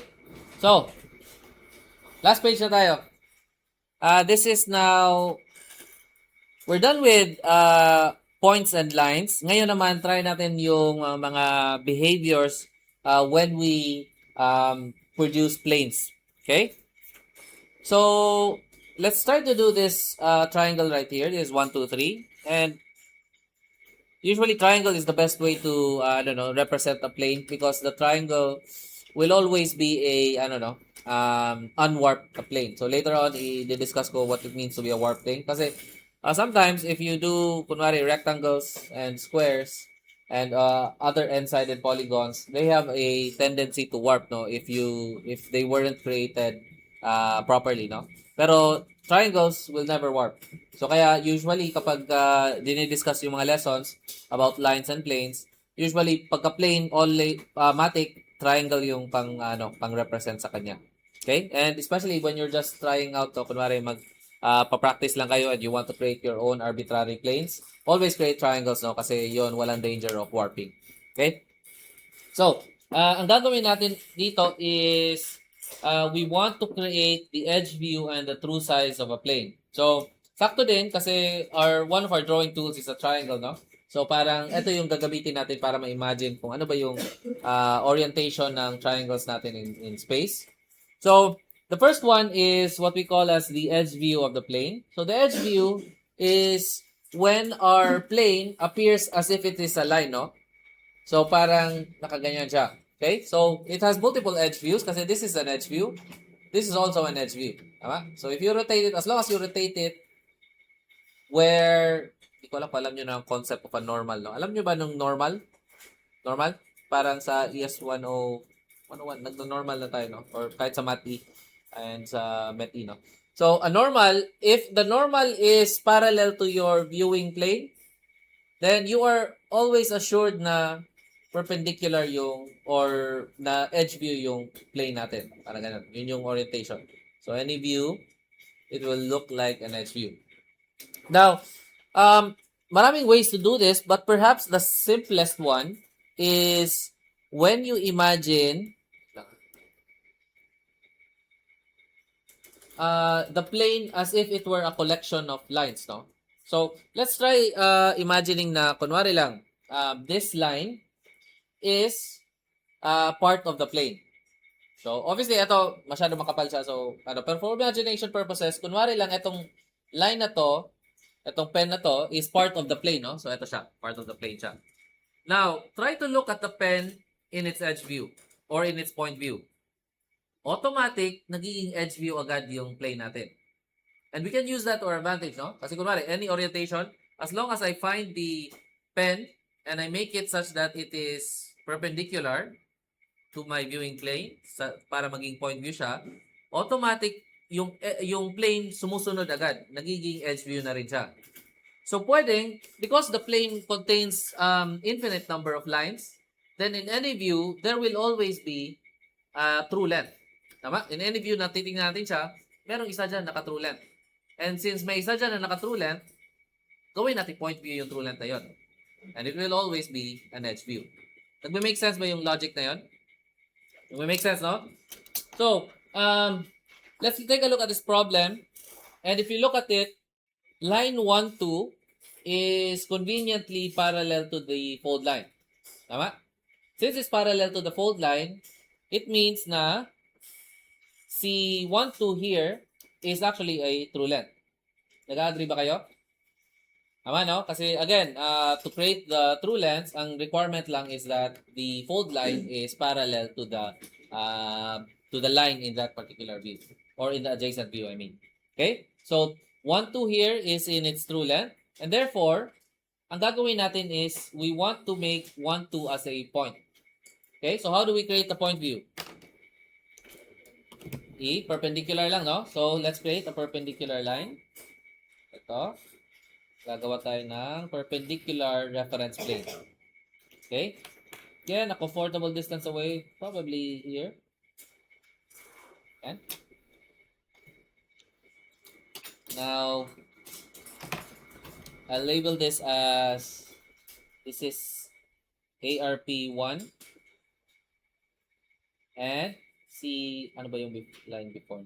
FRP. FRP yung plane nakatabi niya, no? Okay? So, gagawin natin, let's project it.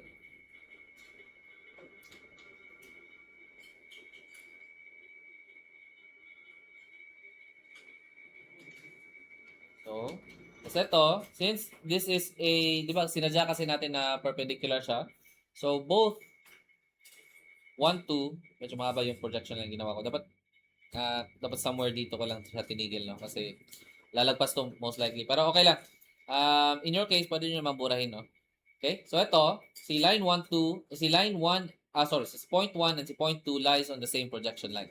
Okay? O si point 3 nandito. So, ang gagawin natin is, kalimutan ko pala. I should have connected the lines. Again, we're connecting the endpoints sa first view na binigay, sa first two views na binigay. Because, eventually, mag-measure tayo ng distances, no? And we can't measure the distance if wala tayong projection line. Kasi yung projection line, yun yung pang-intersect natin dun sa code.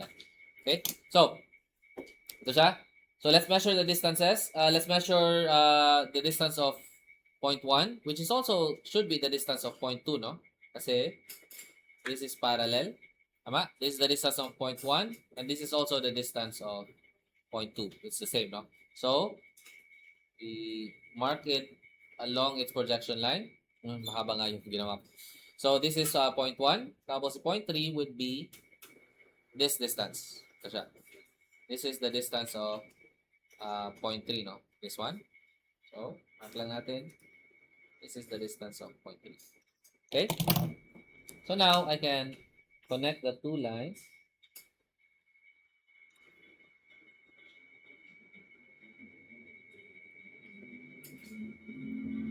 So, sorry, connect the 2 points, I mean. So, now, this becomes point 3. Ito, is this line 1, 2 or line 2, 1? 1, 2, no, because 1 is closer to the reference plane. So, this is 1, 2. And again, we say point view siya. Right? So, clearly, the plane has now become a line, no? So, this is what we call as an edge view. And again, we label it with EV. Edge view. Right? So, it's as easy as that, no? Ang gagawin lang natin is, if we have a plane, we select one line, and we force that one line to be point view. And pagka naging point view yung line na yon, as long as it is contained in the plane automatically also becomes an edge view. Or the plane becomes an edge view. Okay? In this case, ang napili natin is si edge 1, 2 because si 1, 2 it was conveniently parallel to the fold line, no? Which made it which reduced the number of ano tawag dito? Auxiliary views that we have to create. Tama? Kasi automatic may true length tayo dito. Okay? Now the next one that we want to create after this is what we call as the true size. Now, the true size, again, let's go back to our triangles, no? So, we have the edge view. Ang true size is, kung ang true length is, showing the maximum length of a line, the true size is showing the maximum area of a plane. Now, one thing we can notice is, if you have the true size, it also goes without saying that all lines in the plane are actually in their true length. Tama? So, for example, if this is in its true size, I'm looking at the plane from a viewing plane that is parallel to the plane itself. Makikita natin na lahat ng lines dito is shown in its true length. And it's because, di ba, condition for you to have a true length is if the line itself is parallel to the viewing plane. Tama? And that is also the condition for you to have a true size. Parang, if you look at the triangle in space, kailangan para true size ito, nakatingin tayo sa isang viewing plane that is parallel to this plane itself, to the plane itself. Okay? So, since ang kailangan natin is maging true size yung plane natin, the way we do it is, if you imagine the edge view that is, kunwari, nandiyan yung edge view, and you take a parallel reference plane dito, then you are viewing it in its true size. So para makapag true size kayo, you actually first need the edge view. Similar to how para makapag point view, kailangan muna dumaan sa TL. Parang ang analogous case for planes is that para maka true size ka, kailangan dumaan ka muna sa edge view. Okay? So, now that you have this edge view, ang gagawin na lang natin is let's just create a parallel na reference plane. And yung kasunod nito will show the plane in its true size. Okay? So, let's try to do that. Gagawin natin is let's create a parallel reference plane. So, parallel size view. So, let's create a parallel reference plane like so. So, ito, let's just label this as, ito nasa taas is ARP1. And yung nasa baba is ARP2. Tama?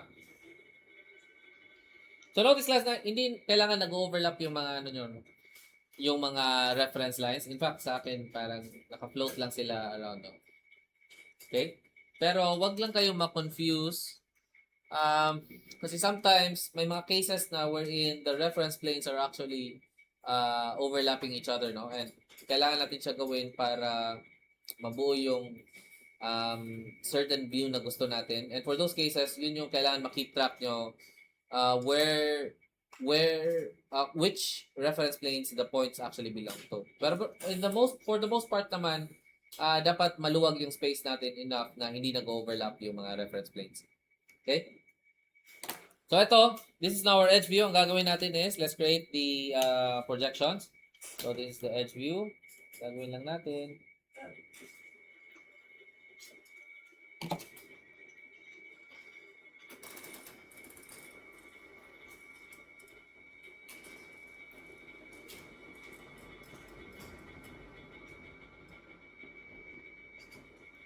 Tapos, ang basis for distances is 2 views away. So, if this is ARP2, 2 views away, 1, 2. Ito yung basis for distances. And also, 2 folding lines away.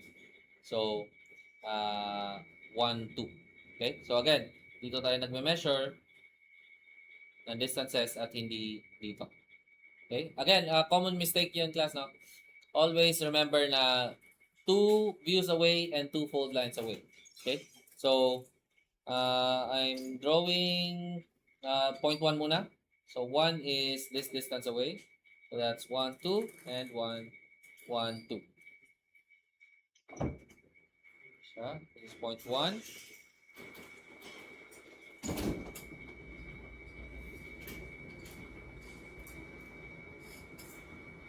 This is 0.2.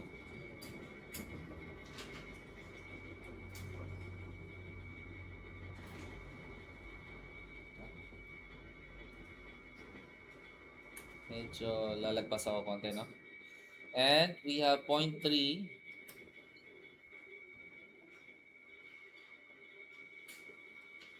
is this distance. Okay, now if I connect it,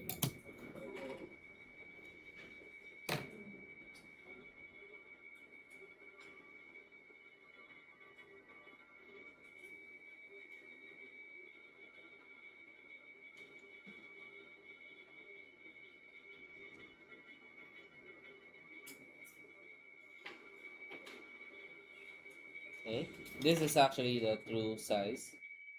And you can also say na ito yung true shape niya, no? So, if and you also need to label as well, no? Kailangan nyo i-label lagi.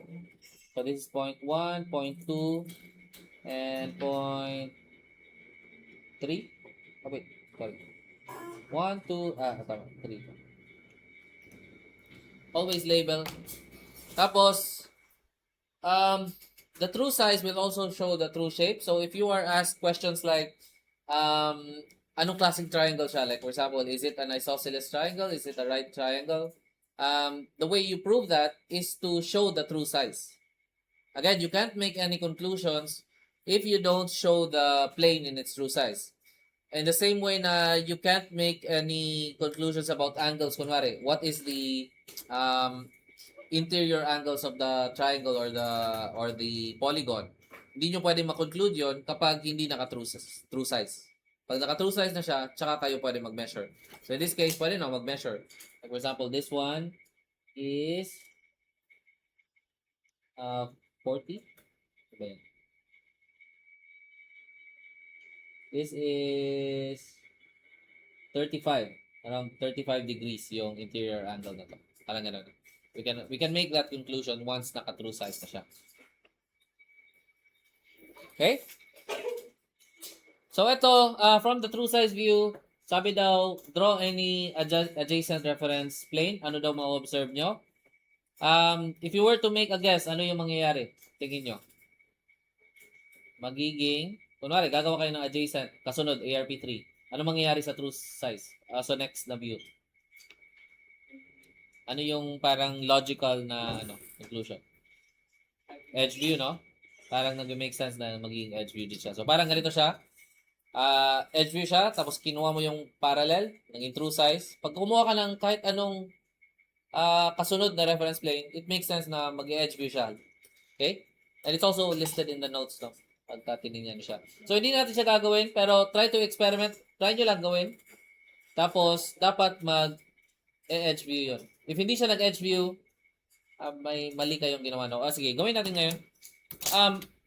Gagawa ko ng arbitrary.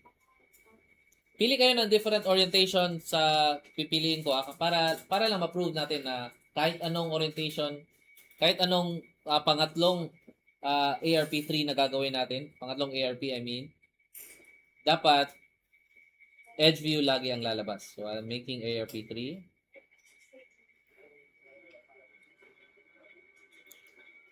Create kayo ng different from what I've created para lang ma-prove natin na it will always be an edge view dapat. Okay, so I've created this one. Check lang natin. If I did it correctly, then this will become an edge view.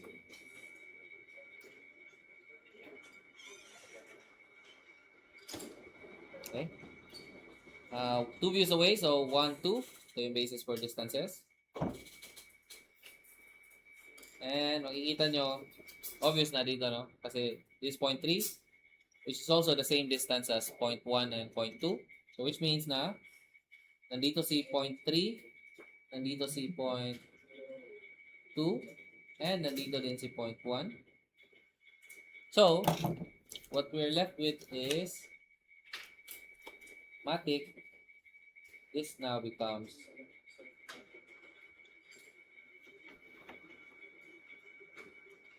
an edge view. And this is 3, 2, and 1. Okay? Kung hindi siya nag-edge view sa inyo, baka mali yung pinagbasehan nyo ng distances or may mali kayong ginawa along the way. No? It should be an edge view.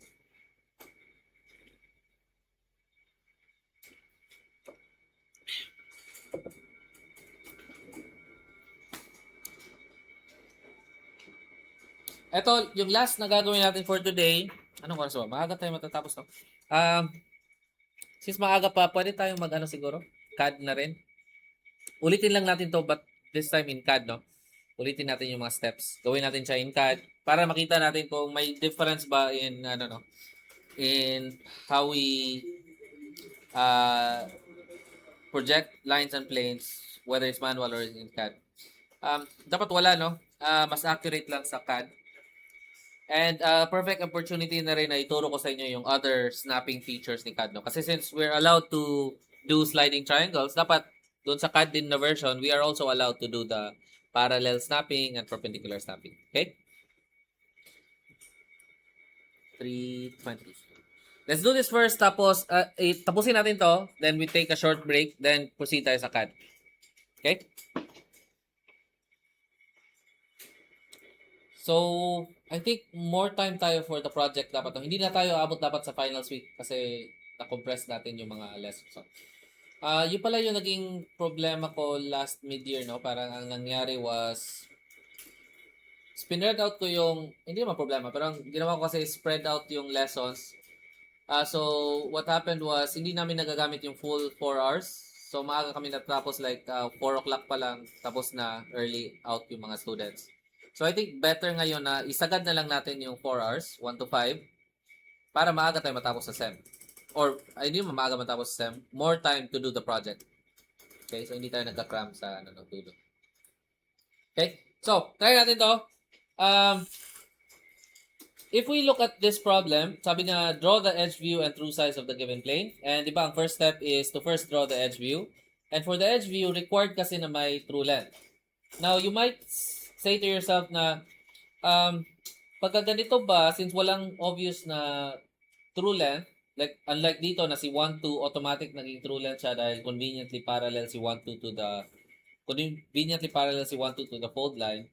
Ibig ba sabihin dito na kailangan ko gumawa ng isa pang view para lang magkaroon ng true length yung isang edge? Not necessarily, no?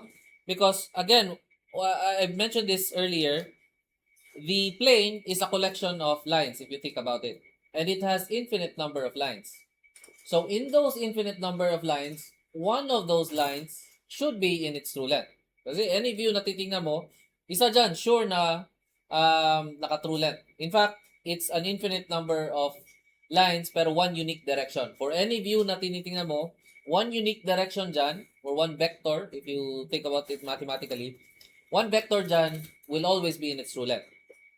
Now, to find the true length, ang easiest method is we create a parang a helper line, no? Parang ganun. Instead of relying only on the edges, nagawa tayo ng line along the or inside the plane itself. Okay? So, if you think about this, kunwari ito. If I take this line right here and gagawa ko ako ng random line dyan along the plane that is parallel to this one, if I project it downwards, dapat yung line na yon should be automatic true length. Tama? Makes sense, di ba? So, we can create any line. I can create something like, kunwari ito, this line. As long as it's parallel to the fold line, I can create something like this. And I can label this as, kunwari, XY. Pero an even bakit blue yung ginamit ko? Sorry. Dapat red to, no? So, para construction lines lang dapat to. Imagine nyo na lang. Dapat red yan. Okay? So, pwede ganyan. Or even better, instead of creating a whole two new points, ang easiest na pwede nyo gawin, and I recommend this technique, is use one of the vertex. So, kunwari, ito yung common na ginagawa, no? Is, I create a line, so i-slide ko lang siya papunta sa isang vertex. Tapos from this vertex, gagawa ko na ngayon ng isang line, and I'll label this as 1, 1 prime. So, yun yung easiest way. Pero this method also works, no? Yung mag-create kayo ng XY. Pero, it's,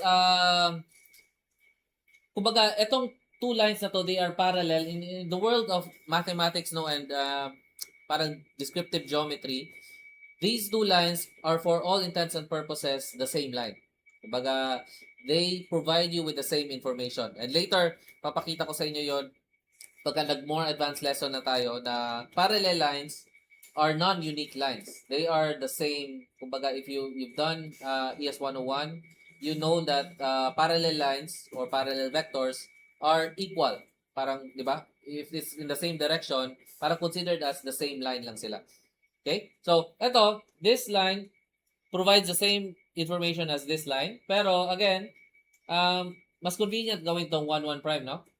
Instead of creating two new points XY, it's more convenient to just create 1, 1 prime. Okay? So now, hanapin na lang natin kung nasaan yung location ni 1 prime. We already know where 1 is. Gagawin natin is hanapin natin si location of 1 prime. And the way we do that is, project lang natin. So note that 1 prime is along line 2, 3. So dapat pag pinroject natin siya, it should also be along 2, 3. So kung saan siya nandito nakaproject, yan yung location ni 1 prime. Okay? So yan si 1 prime. Okay? So now, ito,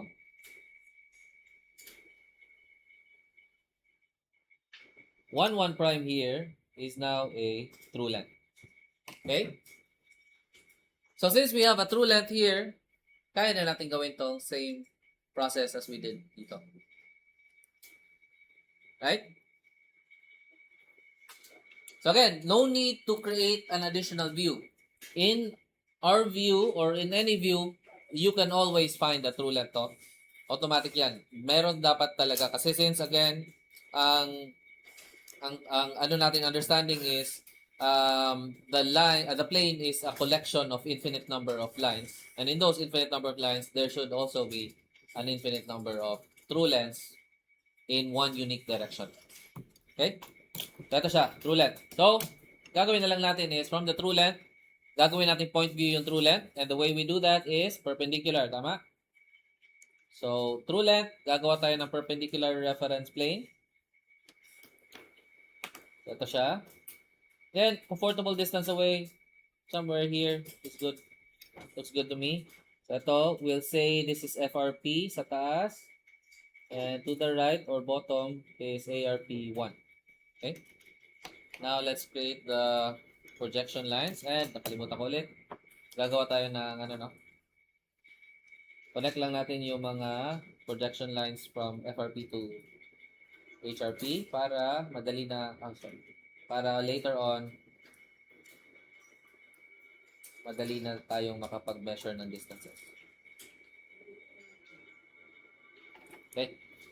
So, project lang natin ulit.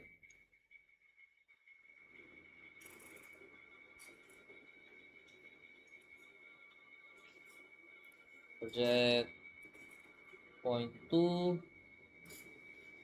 then point 1, and then point 3. When you're projecting these lines, no need to project 1 prime, no? Kasi si 1 prime is not part of the given. So, kumbaga si 1 prime is just there to show you the orientation of ARP1. So, pwede actually pagka pinroject na natin dito, 1 prime doesn't appear at all, no? Okay? So, ang gagawin natin dito is, let's measure the distances. Point 3 is this distance away.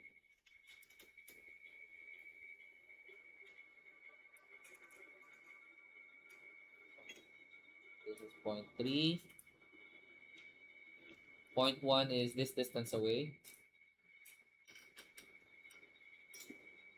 Point 1.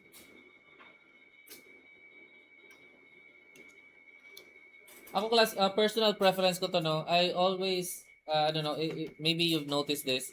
I always like to rotate my paper instead of rotating my, compass. Kasi it's always easier, no.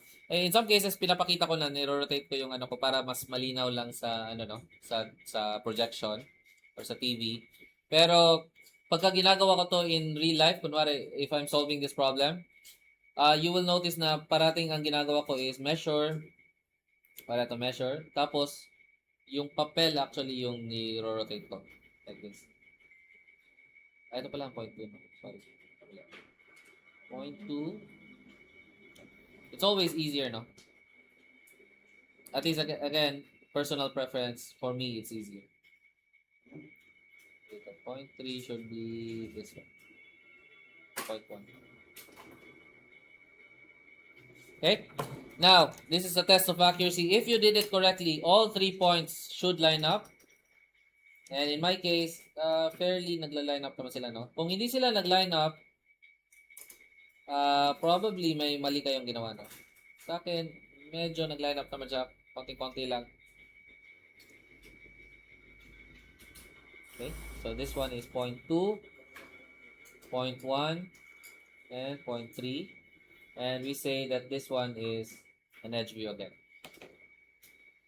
Okay?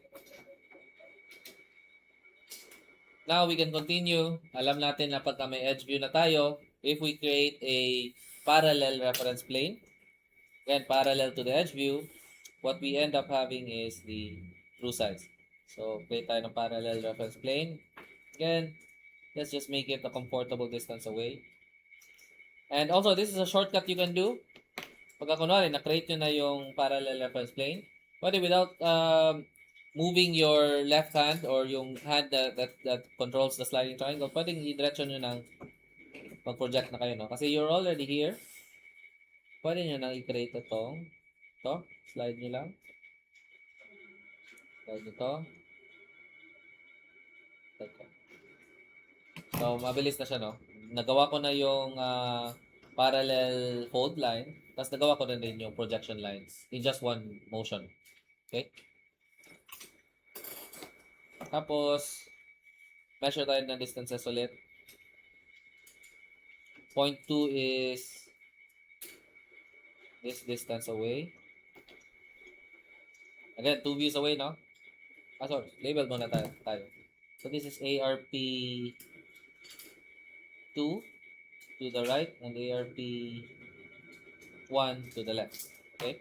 Tapos, nandito tayo, 2 views away, 1, 2, and 2 folding line, 2 fold lines away, 1, 2. Yun yung basis natin for distances. So, this is basis for 2. Tapos, again, for 1 is this distance away.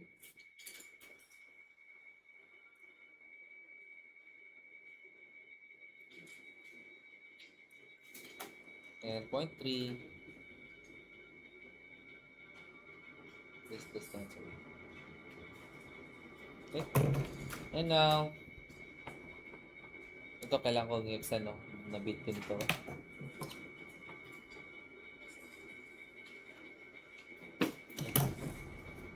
Now, I can connect this point and this point. Tapos this point, and yung last point natin would be this one.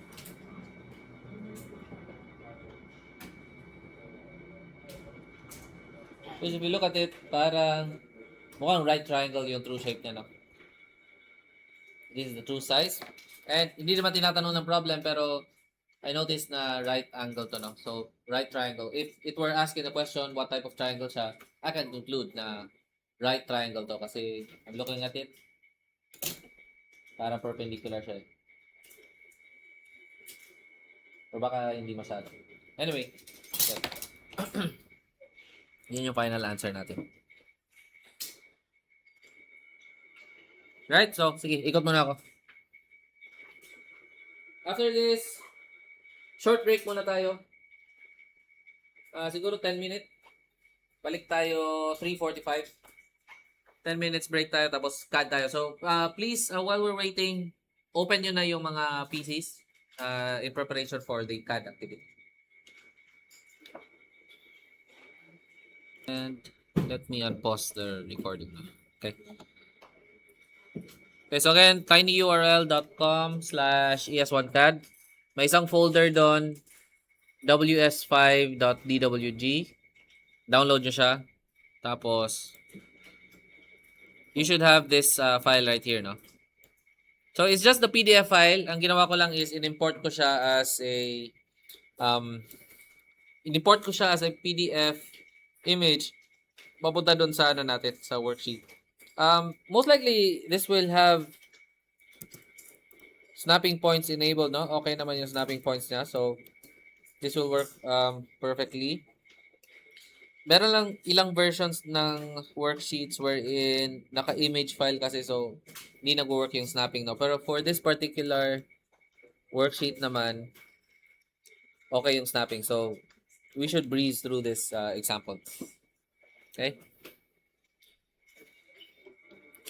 So, start tayo. For me, I'll just lock the given layer. And again, create ako ng 2 layers ko, CL and FA. CL for construction lines. And I'll make construction lines a little transparent. Lagay ko ng probably 40 transparency. Tapos kulay, I'll do cyan. Tapos final answer, I'll make it, yung line weight niya would be little thicker, no? 0.3. Para lang obvious na siya yung final answer. Okay? Tapos para lumabas yung line weight, I'll just do L weight. Tapos or pwedeng LW display. Tapos say on. Okay?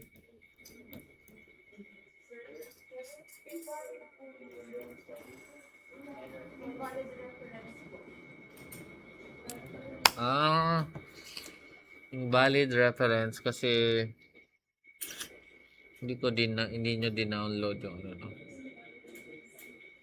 Sige, turuan ko kayo kung paano mag-import ng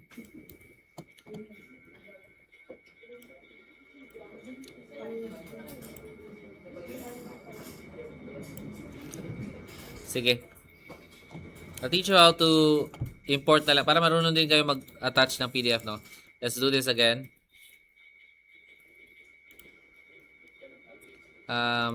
Okay, better kung create tayo ng new document.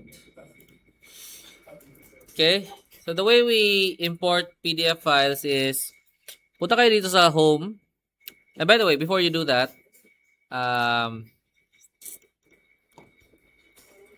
doon sa file natin may in-upload ako na isang worksheet. And I'll just say WS5 dito. Para ano. Ito, download nyo din yung PDF. Para yun yung gagamitin natin as an attachment to. Okay? Pwede ko i-close siguro to. No. Alright. So, once you've downloaded these two files, yung WS5, wag nyo na i-download. Hindi nyo na kailangan to. Kasi, required kasi na ano, no. Hindi ko kasi na-embed yung reference niya. So, kung missing yung reference, hindi siya nag-show up, no. So, gawin natin is, let's attach the PDF again, no. So, the way you do it is, in the ribbon, punta kayo sa insert. Tapos dito sa insert, I want you to click the attach button. No? So you can also use PDF import. Pero sometimes si PDF import does not import it properly if it's not created using CAD or a compatible software. No? So PDF, si attach na function is ano siya, mas fail-safe siya. Pero si PDF import ensures na yung compatibility is higher, no? So, try lang muna natin yung PDF import. Then, choose the worksheet PDF. So, in my case, ito yung pangalan. Tapos, you should have these options. I want you to select the first page muna, ito. Or yung second page pala, sorry. The first page is just the title page. So, second page lang muna tayo diretso. Tapos, ang gagawin natin is sa insertion point, let's just insert it at 0, 0, no? Or yung sa origin natin. Okay? And ito yung mangyayari kapag in-insert natin siya as a PDF. Since yung other elements were not created using CAD, ang mangyayari is hindi mag-appear yung text, no? Which is okay lang naman sa atin. You can always read, pwede naman basahin nyo na lang yung instructions from the, no. Pero if you want the text to appear, pwedeng attach yung gamitin nyo instead of PDF import. Ako, okay lang sa akin na, yung gamitin ko is yung PDF import, no. So, I can just, and for me, I think it's also better kasi mas malinis yung, no. Although, mangyayari is hindi kita yung name ng points. Pero sige, attach ko na lang. You can do attach. So, instead of PDF import, let's do attach para retained yung labels ng points natin, no? So, I'll do once again. Tapos, pipiliin ko lang si 2, 3, and 4. Tapos, let's say specify on screen. Tapos, I'll do 0, 0 muna.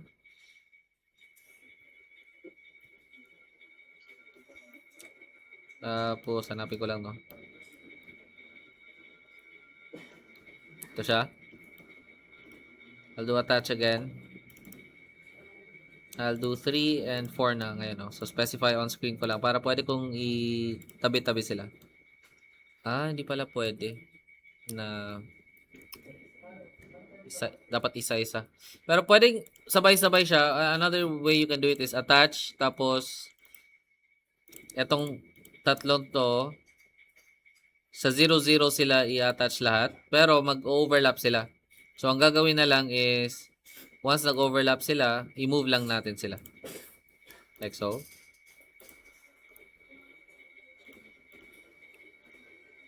move lang natin to the right. And ito, let's move this to the right as well. And tama ba yung pages? Ito, tama naman. Page 1, page 2, page 3. So, okay na to. Okay? So, these are the same points naman siya, no? Ang maganda lang dito kasi retained yung numbers niya. And notice how hindi nyo nasa-select yung numbers, no? Pero nasa-select yung, or actually, hindi nyo nasa-select lahat. Pero, ang maganda is, we can still snap it, no? So, okay lang. This is good enough for us. Tapos, just to be sure na hindi natin ma-delete yung accidentally, what we can do is, disable, or sorry, i-lock natin yung layers natin. Tapos create ulit tayo ng natin, construction layers. Then construction line layer, then final answer layer.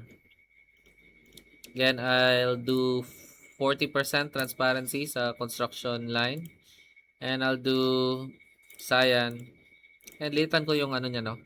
Ginawa ko ata last time was 0.13. Maganda siya na line width. Tapos ang gagawin ko na weight ng text would be, weight ng final answer would be 0.30. I think that works. No? And testing lang ako kung maganda ba itsura niya. I'll create a line. LW display. Turn it on. And okay naman. Okay, so these settings are good enough. Okay? So lahat na naka-import ng maayos.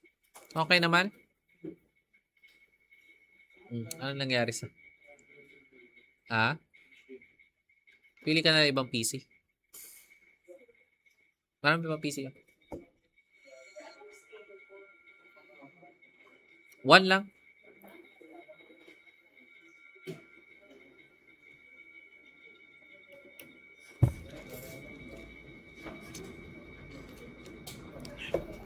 Sige.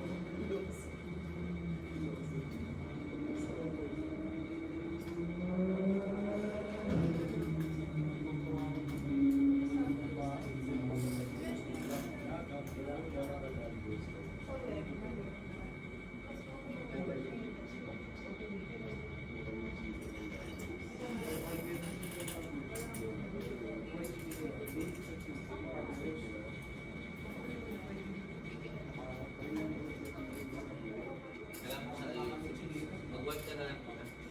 Wipe na lang muna yung iba. May attach pa rin naman yun. Pero sa web, under siya sa X-ray. Yan.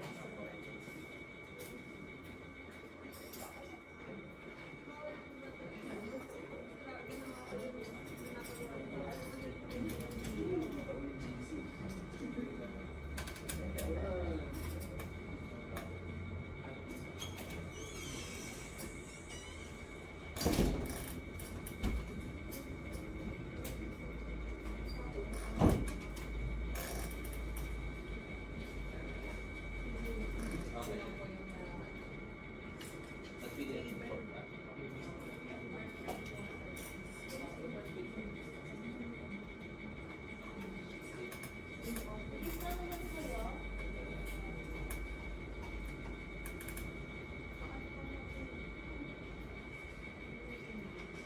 Script ba yung download?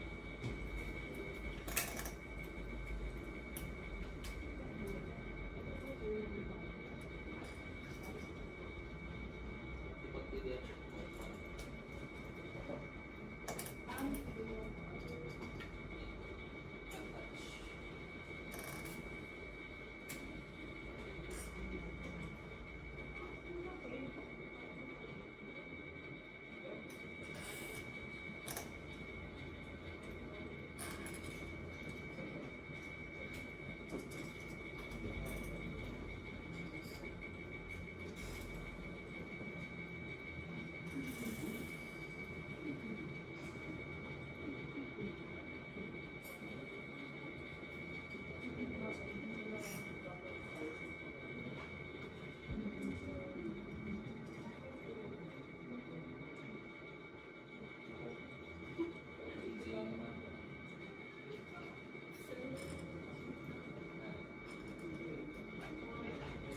For the rest, no, pwede nyo lang i-attempt using yung natutunan natin techniques.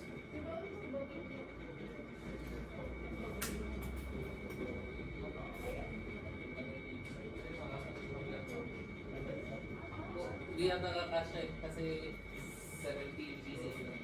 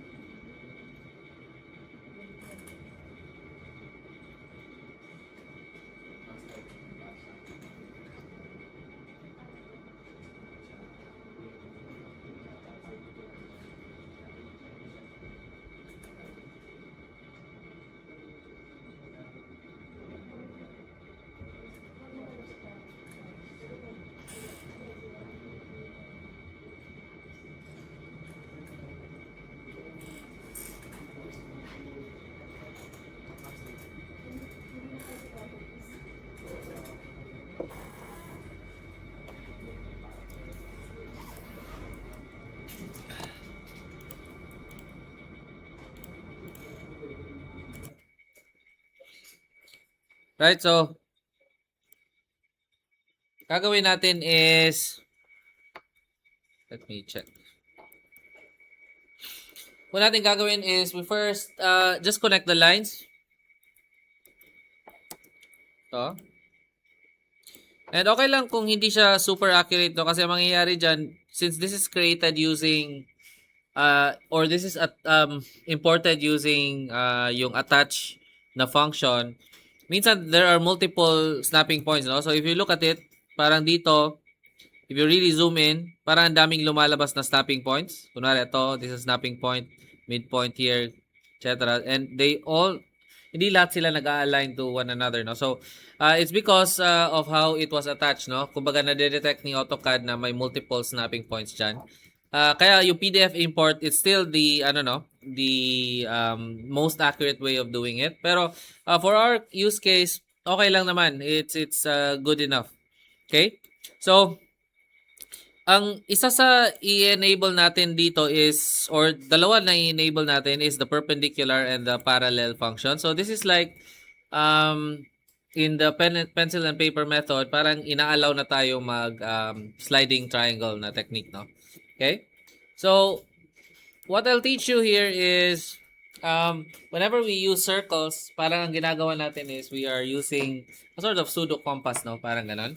And what thing you'll notice is, pwede actually na skip natin tong pag-create ng ng lines connecting points 1 from the different HRPs, because if you try to create a circle, it will actually snap to a perpendicular distance, parang ganyan.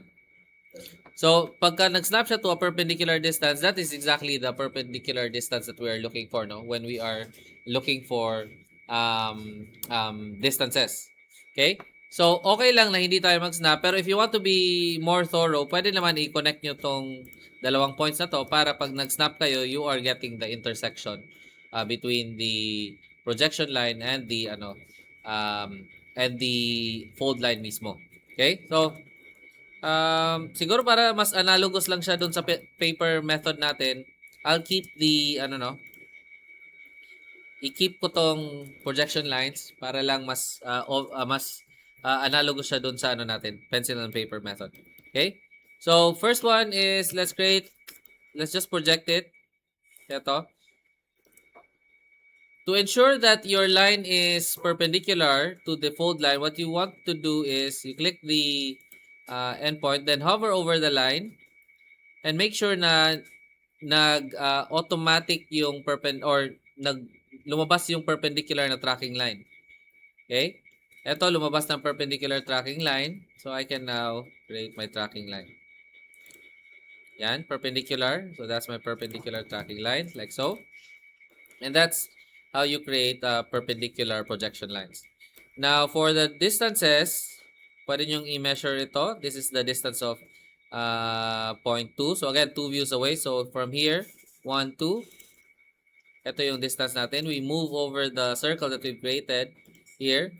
And you can mark it with a point like this para alam nyo kung nasan yung location niya.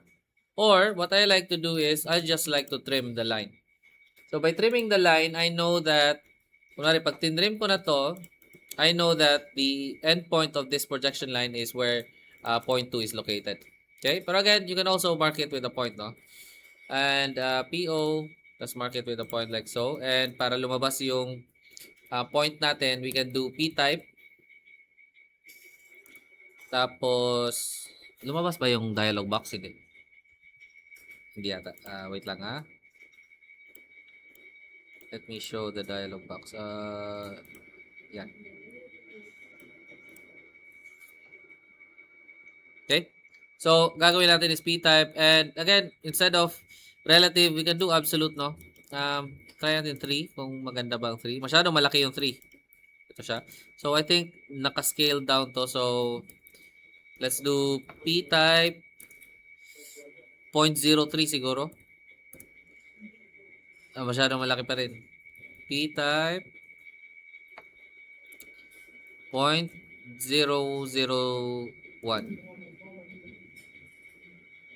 Ay, wait. Masyadong maliit na pala. Sorry, wait. P-type. 0.03 again. Okay. P-type. I think 0.1. 0.1 is good enough, no? 0.1 pala. 0.1 is a good number for P-type. And since final answer to, lipat natin to sa final answers na layer, no? Okay. Right? And we can do the same for the other side. Ito si 1. 0.1 is this distance away. So I can move this here and I'll just trim and also mark it with a point, no? And this point should be in the final answers layer. So, and I can clean up. Pwede ko i-erase to. And pwede natin lagyan ng ano, no? And the text is too large. Pwede siguro baguhin natin yung annotate muna. Let's do ribbon. Open ko lang ribbon ko. Annotate. And let's reduce the size, no? In text. Reduce natin yung size. Where can we reduce the size? Standard.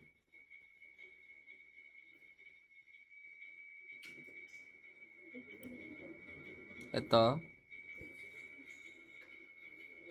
Paper text type. Let's try 0.1 kung okay ba siya. Text.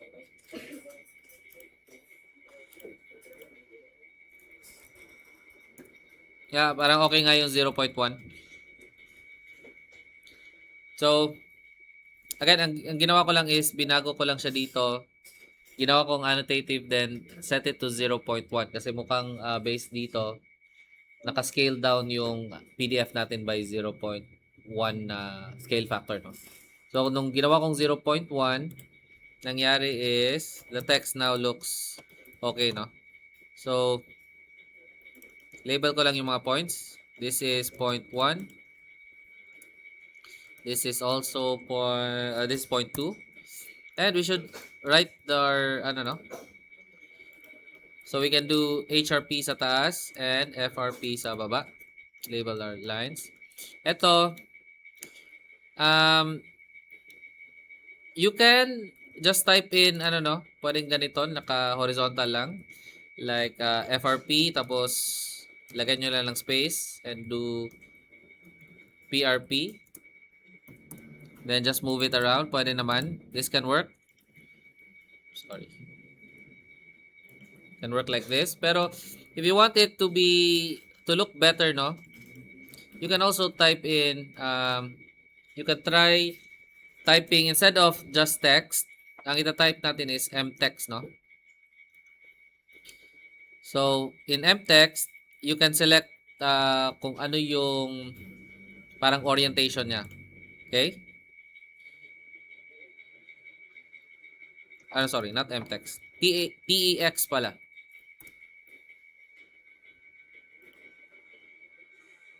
Tama? And then, you can specify the rotation. So, if I type in, ano ba yun? PRP, FRP, and then PRP, this should auto-rotate. Parang ganyan. Okay? So, that's one way you can do it. Again, ulitin ko lang, no? If you just type in T, ang default na function is the mtext function. So, si mtext function kasi is parang naka-paragraph mode siya, no? Na parang text box talaga siya. Pero if you type in, instead of the mtext, i-full type nyo TEXT, ang mangyayari is you get a more advanced na text na annotation, no? So, in these annotations, mas marami siyang hinihingi sa inyo, but you can specify kung ano yung rotation niya. So, yun yung good thing about this function, no?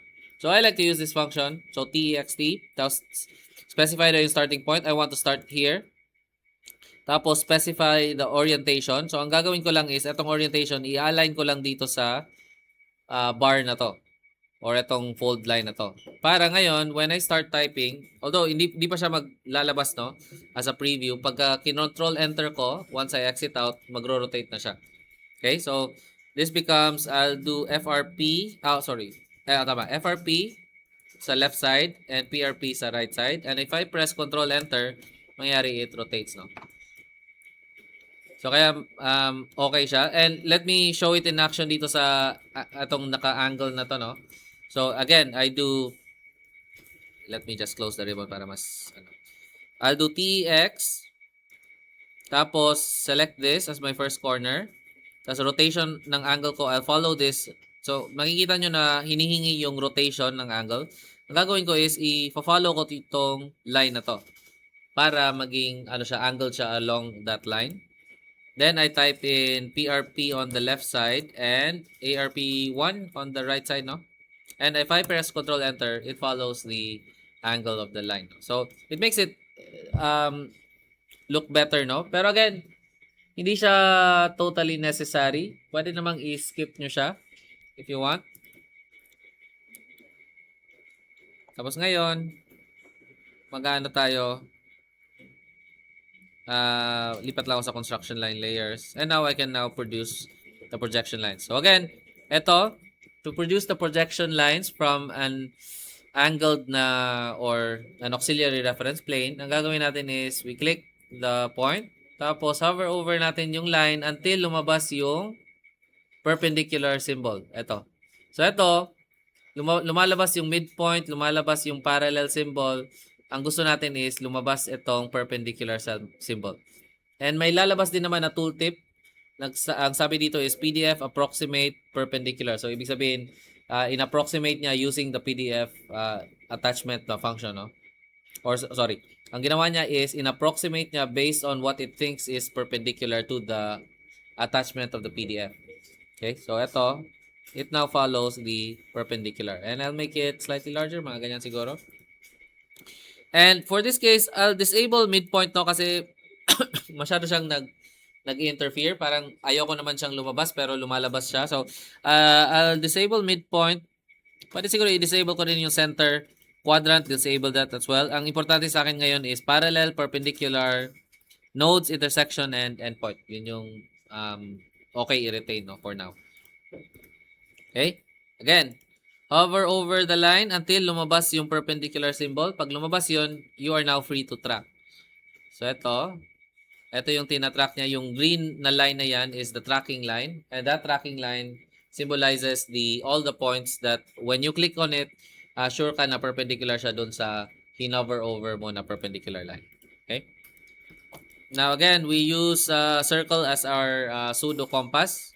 2 views away, ARP1 to. So 2 views away is 1, 2. So this distance. You can measure from here. Pwede naman from here to here or here to here. Doesn't really matter. It's still the same distance. Ito, I just like to measure from the point itself papunta sa fold line. Then move it over.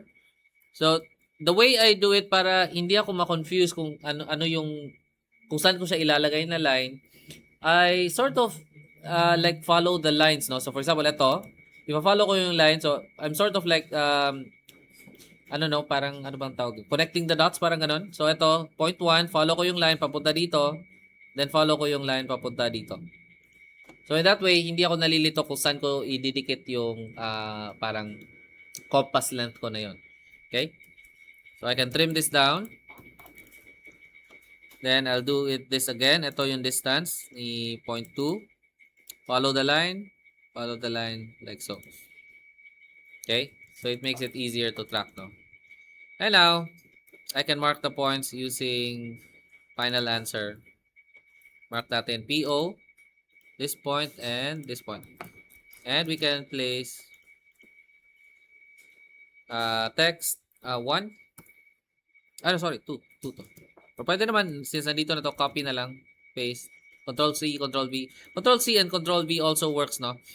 Ang lang is, I don't recommend Control C and Control V for elements na kailangan exact or precise yung location nila. Pero for text like this, okay lang ng Control C, Control V.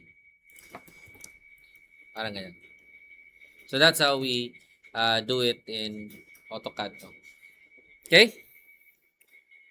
Let's try this other one. Mabilisan lang. Again, yung ginawa natin sa point 2. let me just change layers,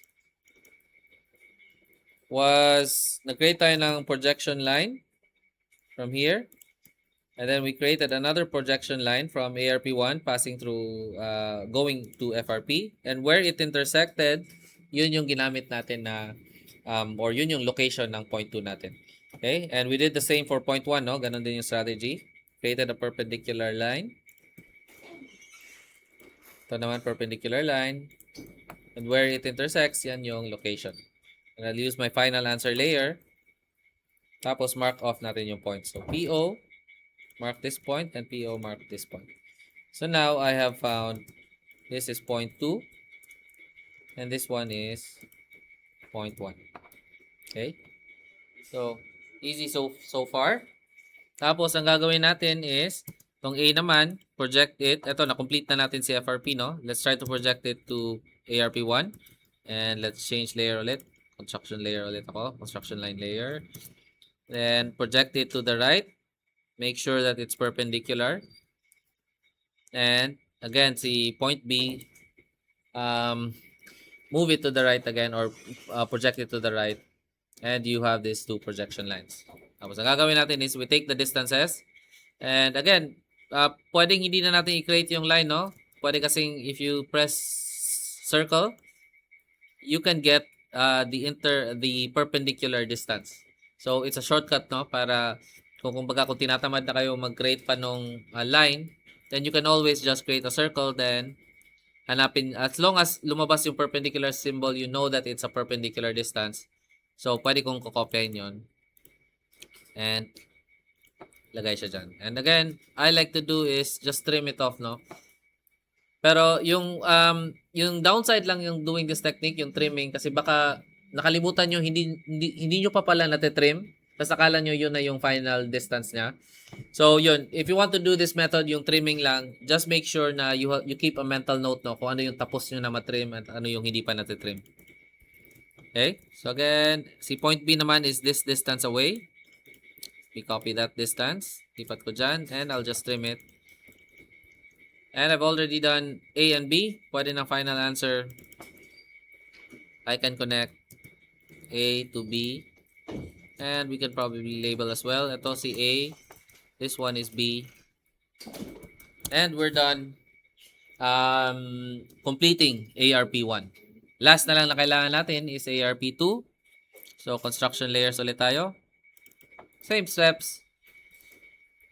Basis for the projection line is the adjacent view. So, hanapin natin. Make sure again,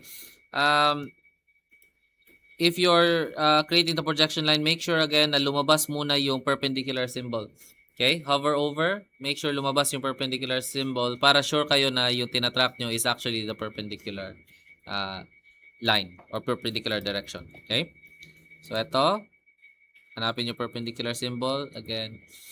Another trick is, kunwari, na-create na yung first na projection line, pwede naman, instead of creating a perpendicular line dito sa fold line, pwede din parallel line to this fold line. So, this becomes easier kasi parang, mas less yung overlapping na snapping functions.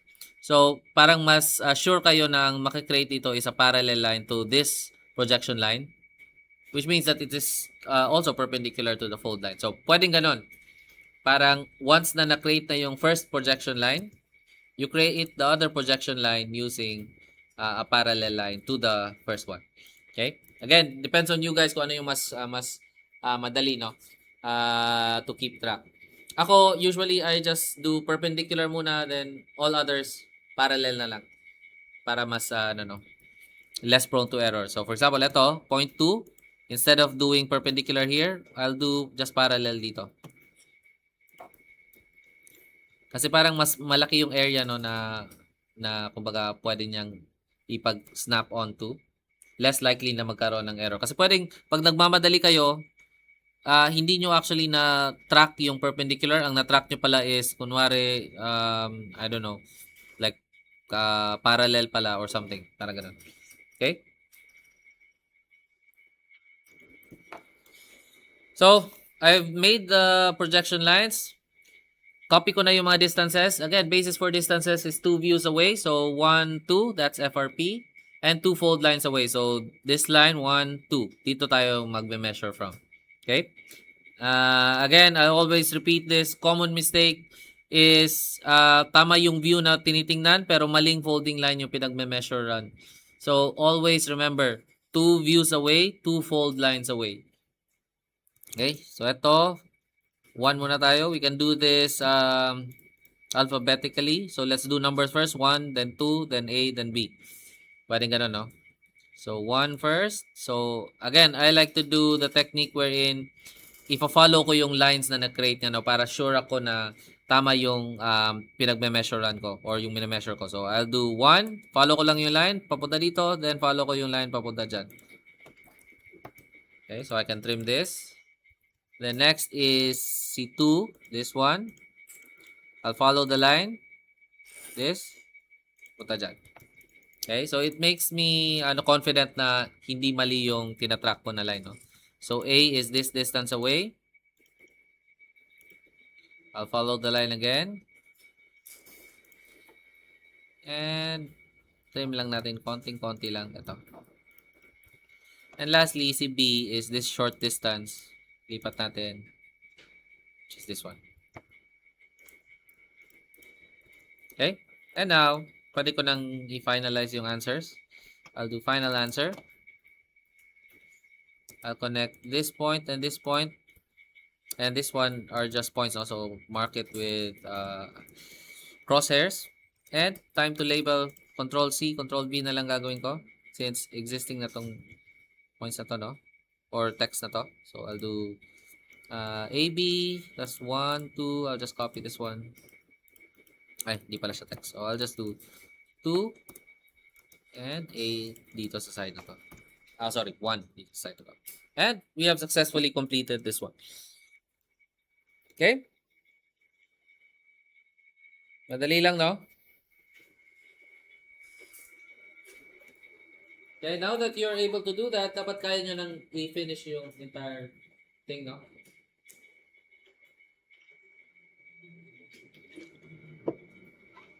Ikot lang ako konti.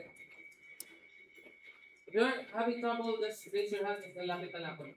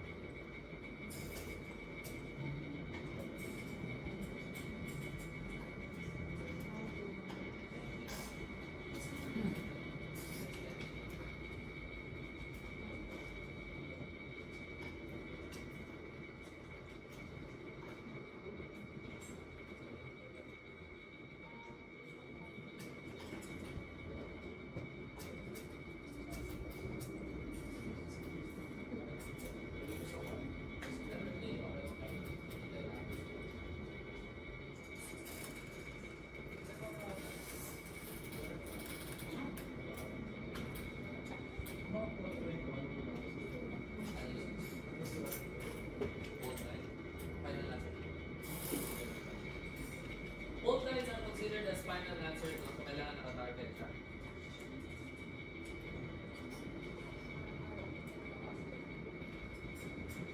Papasok mo pa kayo. Bukas na lang pa.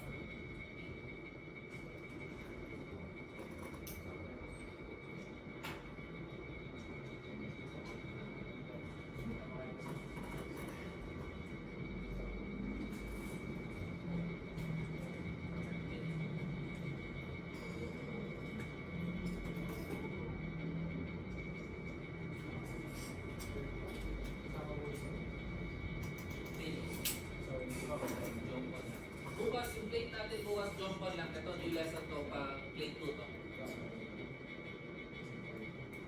Okay lang, kahit hindi nyo matapos today, no? I-continue naman natin to on Monday. Tapos on Monday, more of magpa-practice tayo on harder examples, no? So, try natin yung mga past exams. I-solve natin using both manual tsaka CAD na methods.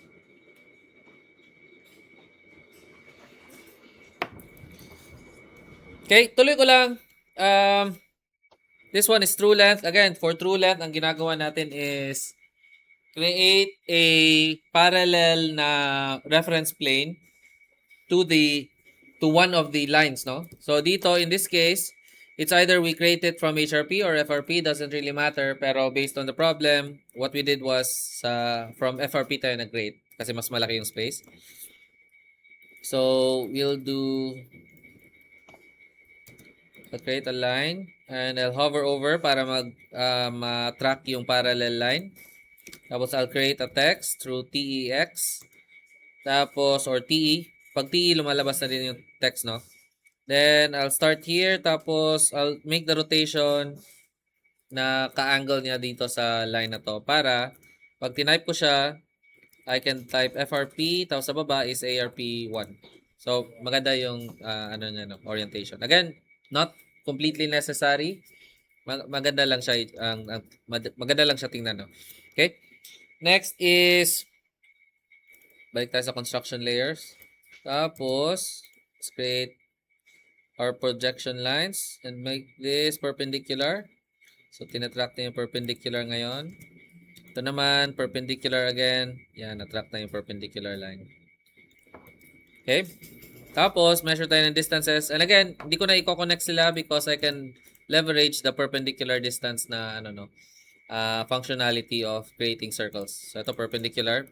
Kita naman natin na lumabas yung I'll just show it again. Yan, lumabas yung perpendicular na symbol. So, I'm sure that this is a perpendicular distance. Then, I can just trim this.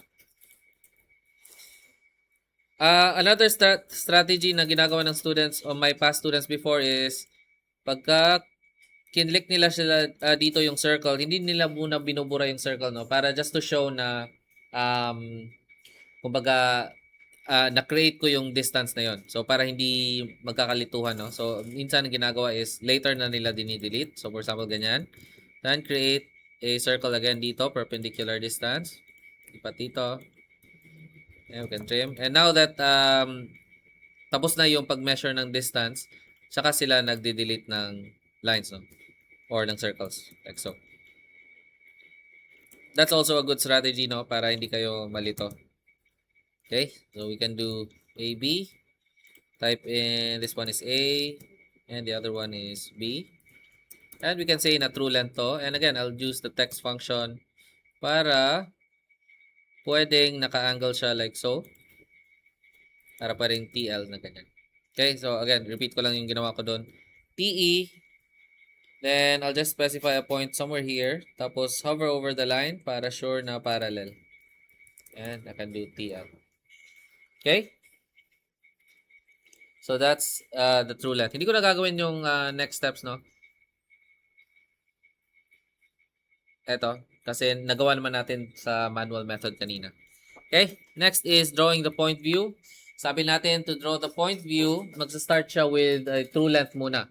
So, let's draw a parallel line first. Ito, hover over until lumabas yung parallel symbol and now you can track the parallel direction. Ito, again, lalagay tayo ng text to signify na anong reference planes ang sineseparate nitong fold line na to. So, I'll select this endpoint, then specify this as the rotation. Now, I can do FRP sa taas and ARP1 sa baba. Control-Enter to finalize the text. Then, I'll transfer to my construction layer. Tapos, gawa tayo ng perpendicular. Again, always make sure na tinatrack niya yung proper line.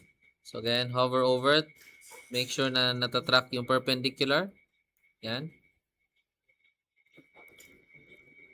Then, after that, distances ulit tayo. So, the basis for distances is 2 views away, 1, 2, and 2 fold lines away, 1, 2. So, ito siya. Again, I'll leverage the perpendicular distance na feature or functionality of the circle tool. And just trim this to make sure na okay na siya. I'll leave the circle behind para lang an indicator na tapos ko na siya. Then, I'll create another circle for D. Lipat ko dito. Trim it. And now I can connect this one using final answer layer. Connect this point and this point. And at this point, lagay na tayo ng text. This is C. This is D. Okay? And we can delete. Pwede naman i-retain tong circles, no? Okay lang naman. If you want, you can retain the circles. Pero, as a construction line. Pero, I like to just simplify. Masyado magulo siya for me. So, simplify ko siya na ganyan. And this one, I'll do text para pwede ko i-rotate. TE. Then, I'll just specify somewhere here. Then, parallel nito. Then, track it. Para naka-angle din yung true length na mark on. Okay? Again, totally hindi to necessary, no? Pwede namang i-skip nyo yung part na yun. As long as obvious naman kung saan nyo siya, ano yung pinapertain nyo na true length, okay lang yun.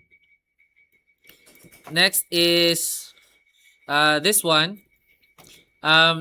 If we want to create the perpendicular line, hindi kasi natin nakikreate siya perpendicular to, hindi natin makikreate yung perpendicular line if hindi siya mag-intersect to that line.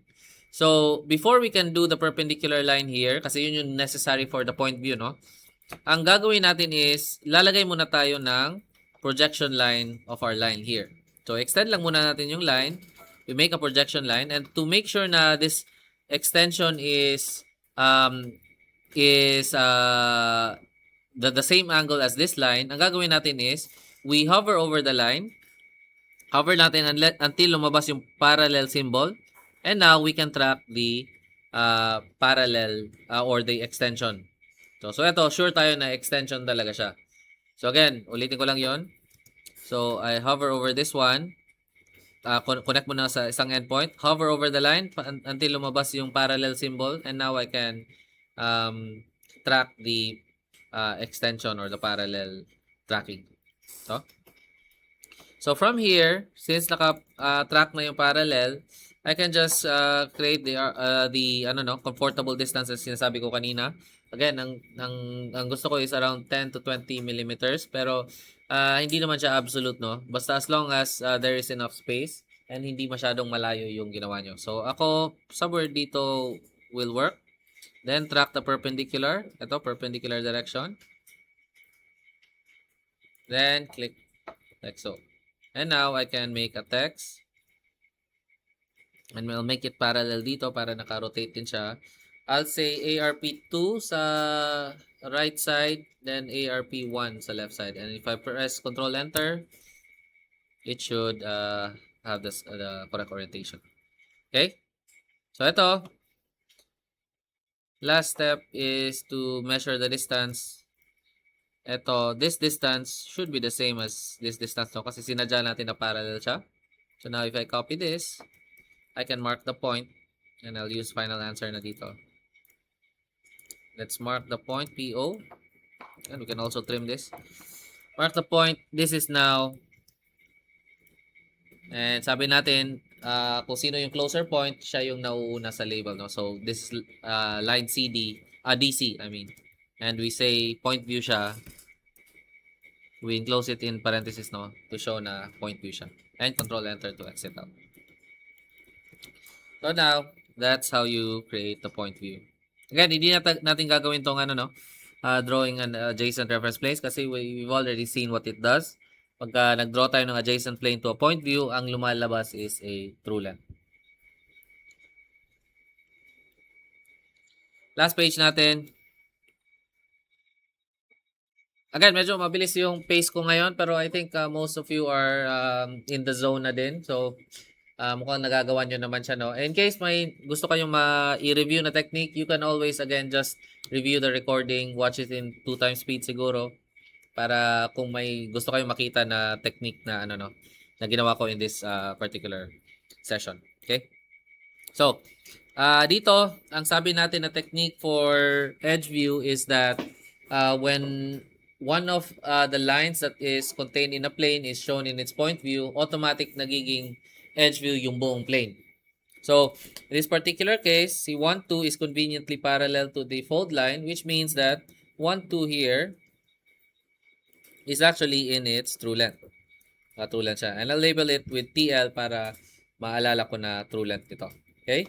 So, with 1, 2 as the true length, to make it a point view, ang gagawin natin is we create a perpendicular reference plane. Okay? So, again, to create the perpendicular reference plane, AutoCAD does not allow creation of perpendicular reference planes without it intersecting the line. Does not allow perpendicular lines without it intersecting the line. So, ang gagawin muna natin, an initial first step is to first create the extension of the line. So, I'll go back to my construction layers. Tama na pala to.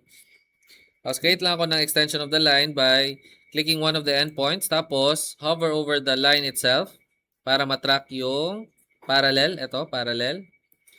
Now that it's tracked, minsan hindi lumalabas yung parallel na tracking, no? So, what you'll have to do is you'll have to zoom in a bit. Yan, nag-track na siya. So, ngayon, pwede ko na i-track yung parallel line. And I'll make it, zoom out ulit ako. Ay, nawala ulit. Tracking yan.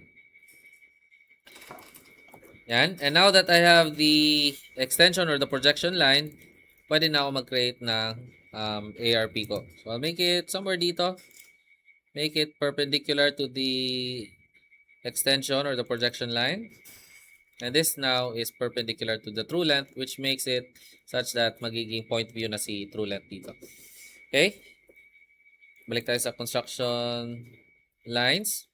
Tapos, gawa tayo ng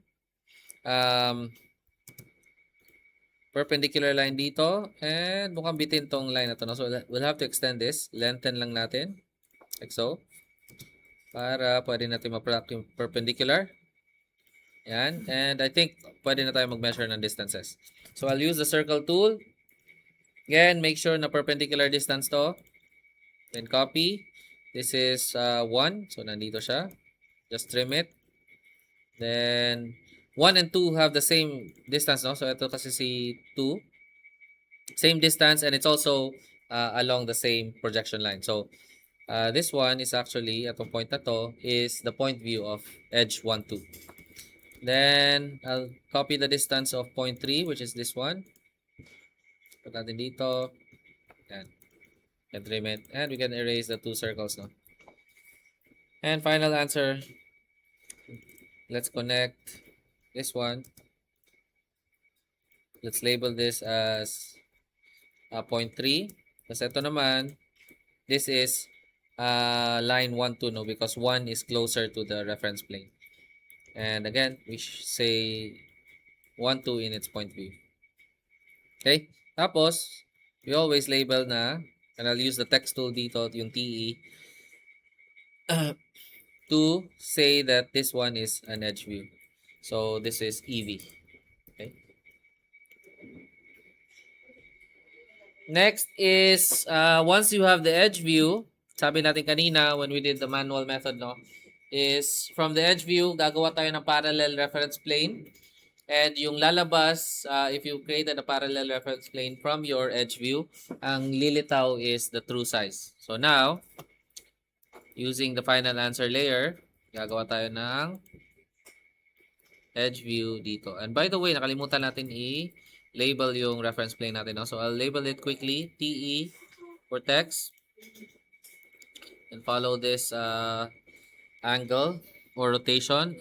We have, ano to? ARP1 on the left and FRP dito sa right side. So if I press Control Enter, it will adjust the rotation. Same dito, I'll do TE for text. Click this endpoint. Then specify the rotation, which is this one. Then type in ARP1 for the right side. Press Enter. ARP2 for the left side. And if I press Control Enter, mag-automatic rotate siya. Okay? So, ito, i-adjust ko lang to. Right, now that I have that, gagawin natin is balik tayo sa construction lines layer. Tapos, project lang ulit tayo. This is perpendicular. Oops. Perpendicular. Ito naman, let's make it parallel to this one. Oops, parallel. And we can copy distances, no? So, distance here is this distance. This is 0.1. Then, I'll just mark it with a point. Tapos, next is 0.2 is this distance. So, dito, punta dyan. And, same as yung manual method, no, lumagpas tayo dun sa text. So, we can extend this one. Punta dito. And, let's erase. So, nandito si 0.2, no? Then, we have measure this distance. Again, 2 views away. This is ARP2, 1, 2. 2 fold lines away, 1, 2.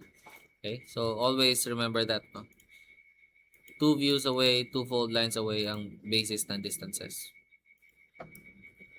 Okay, and we can trim it a bit. Ito, trim.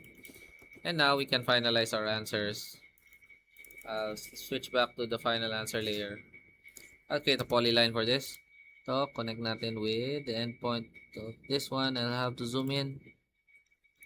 Ito, then C for close. And now this is final answer. I'll say true size ito. Okay, and let's label all our points. This is 0.3. This is 0.1. And ito, yung further point is 0.2. Pwede siguro ilipat ko to dito sa loob. Right? So, we have successfully created the edge view and the true size. And hindi na natin gagawin itong ano. You can do this on your own. Yung parang ang prediction natin dito is if we created an arbitrary reference plane, actually ginawa natin siya. Tama, ginawa natin. Ang lumabas is edge view siya ulit.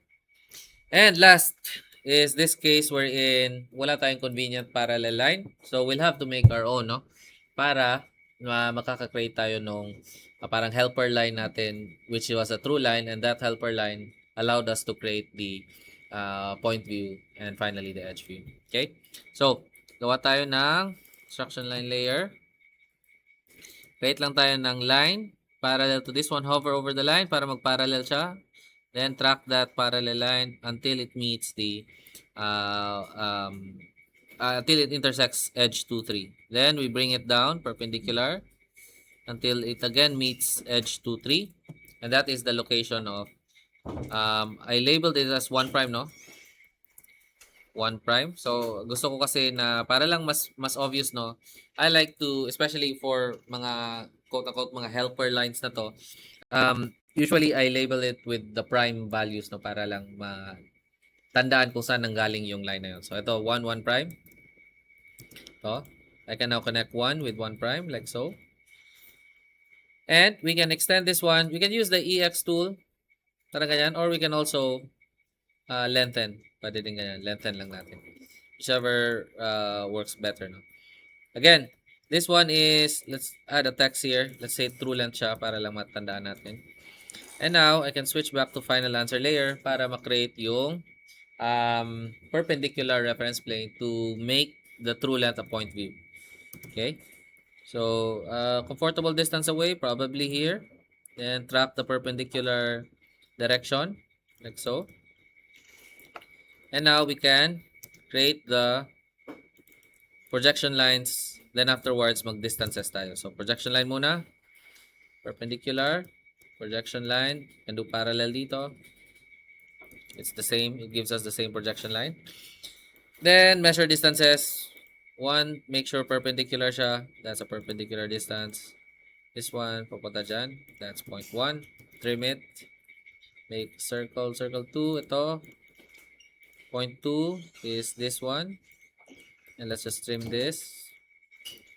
And lastly, 0.3 is this one. Make it. Ito, trim natin siya. And we can erase the circles, no? And if we did it correctly, final answer, they should line up. Pero since this is a PDF, PDF approximate, it looks correct, no? Pero if we zoom in, yan, mag-overlap yan. So again, pwede man i-trim pero kumbaga it defeats the purpose, no? Pero okay lang na anong tawag dito? Naging ganyan siya kasi again, approximate lang to because we did the PDF import or attach. The PDF was not created using AutoCAD, so nag-make ng estimation si AutoCAD, and therefore kaya merong no. Pero sobrang konti lang naman if you just zoom in if you zoom in enough, tsaka siya lilitaw. Pero again, if this were created using AutoCAD, which is all of the yung plates na ibibigay ko sa inyo is created through AutoCAD. So if you import it through AutoCAD, mangyayari is it will have the accurate measurement. So hindi kayo magkakaroon ng problem. Okay? So, we have the edge view. Text tool ulit tayo. I'll click somewhere here, then make a parallel line or parallel direction para pwedeng edge view, para neatly nagpa-follow siya sa parallel direction. And I can label the points. This is 0.2, this is 0.1, and this is 0.3. Next is true size. Same step as before. Gagawa lang tayo ng parallel na direction. And by the way, nakalimutan natin i-label itong mga reference plane. So I'll do this quickly. Text tool again, TE. To follow this direction so that FRP on the left, ARP1 on the right. Pressing Control Enter rotates the text. Okay, so again, TE. Select this endpoint. Select this as a rotation. So hover nyo lang over the line itself. Parang ganyan. Tapos type in ARP1 for ARP2 na dito sa right side, no? Then ARP1 sa left side. Control Enter. Rotates the text. Alright. Probably pwede ko i-move to, no? So select both. Para mas maganda na dito sa baba siya ilagay. Probably ganyan siguro. Okay. And lastly, construction layers, and sakto lang 456 tayo, matatapos na natin to. Make a projection line. So make it parallel to this one, make it parallel to this one, and measure na tayo ng distances. 2 is this distance away. Trim it. Then 1 is this distance away. And kulang bitin, so extend ko lang. And lastly, 3 is this distance away. Trim it like so. Then erase the circle. Then final answer na to. And I can use the polyline tool. I like using the polylines for polyline tool PL for the final shape or final plane kasi may close functions so pwedeng dalawang clicks lang, so 3 clicks pala, 1, 2, 3, then pwedeng i-C ko na lang to close, then I can say true size siya. Okay, so ito yung final answer natin. And labels, 3, always label, no? Part ng solution is the labels.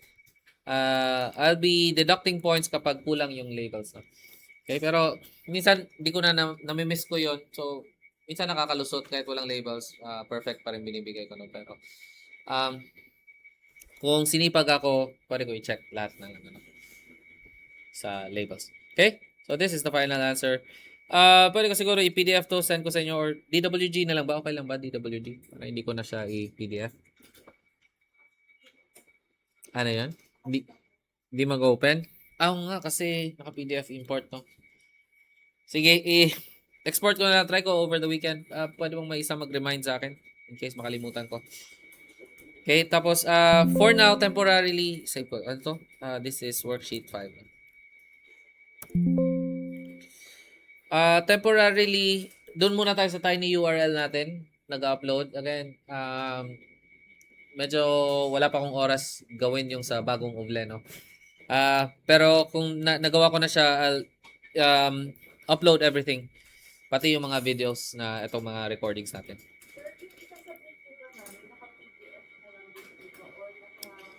Naka-DWG lang. Oo. Oo. Kasi hindi po ko pa kasi kayo tinuturuan kung paano mag-plot properly, no? So later, ituturo ko yung kung paano yung plotting para maganda yung layout doon sa kapag pinlot na siya to PDF. I think that's all muna for today, no? Sakto 4:59. Sagad na sagad natin, no? I'll end the recording here.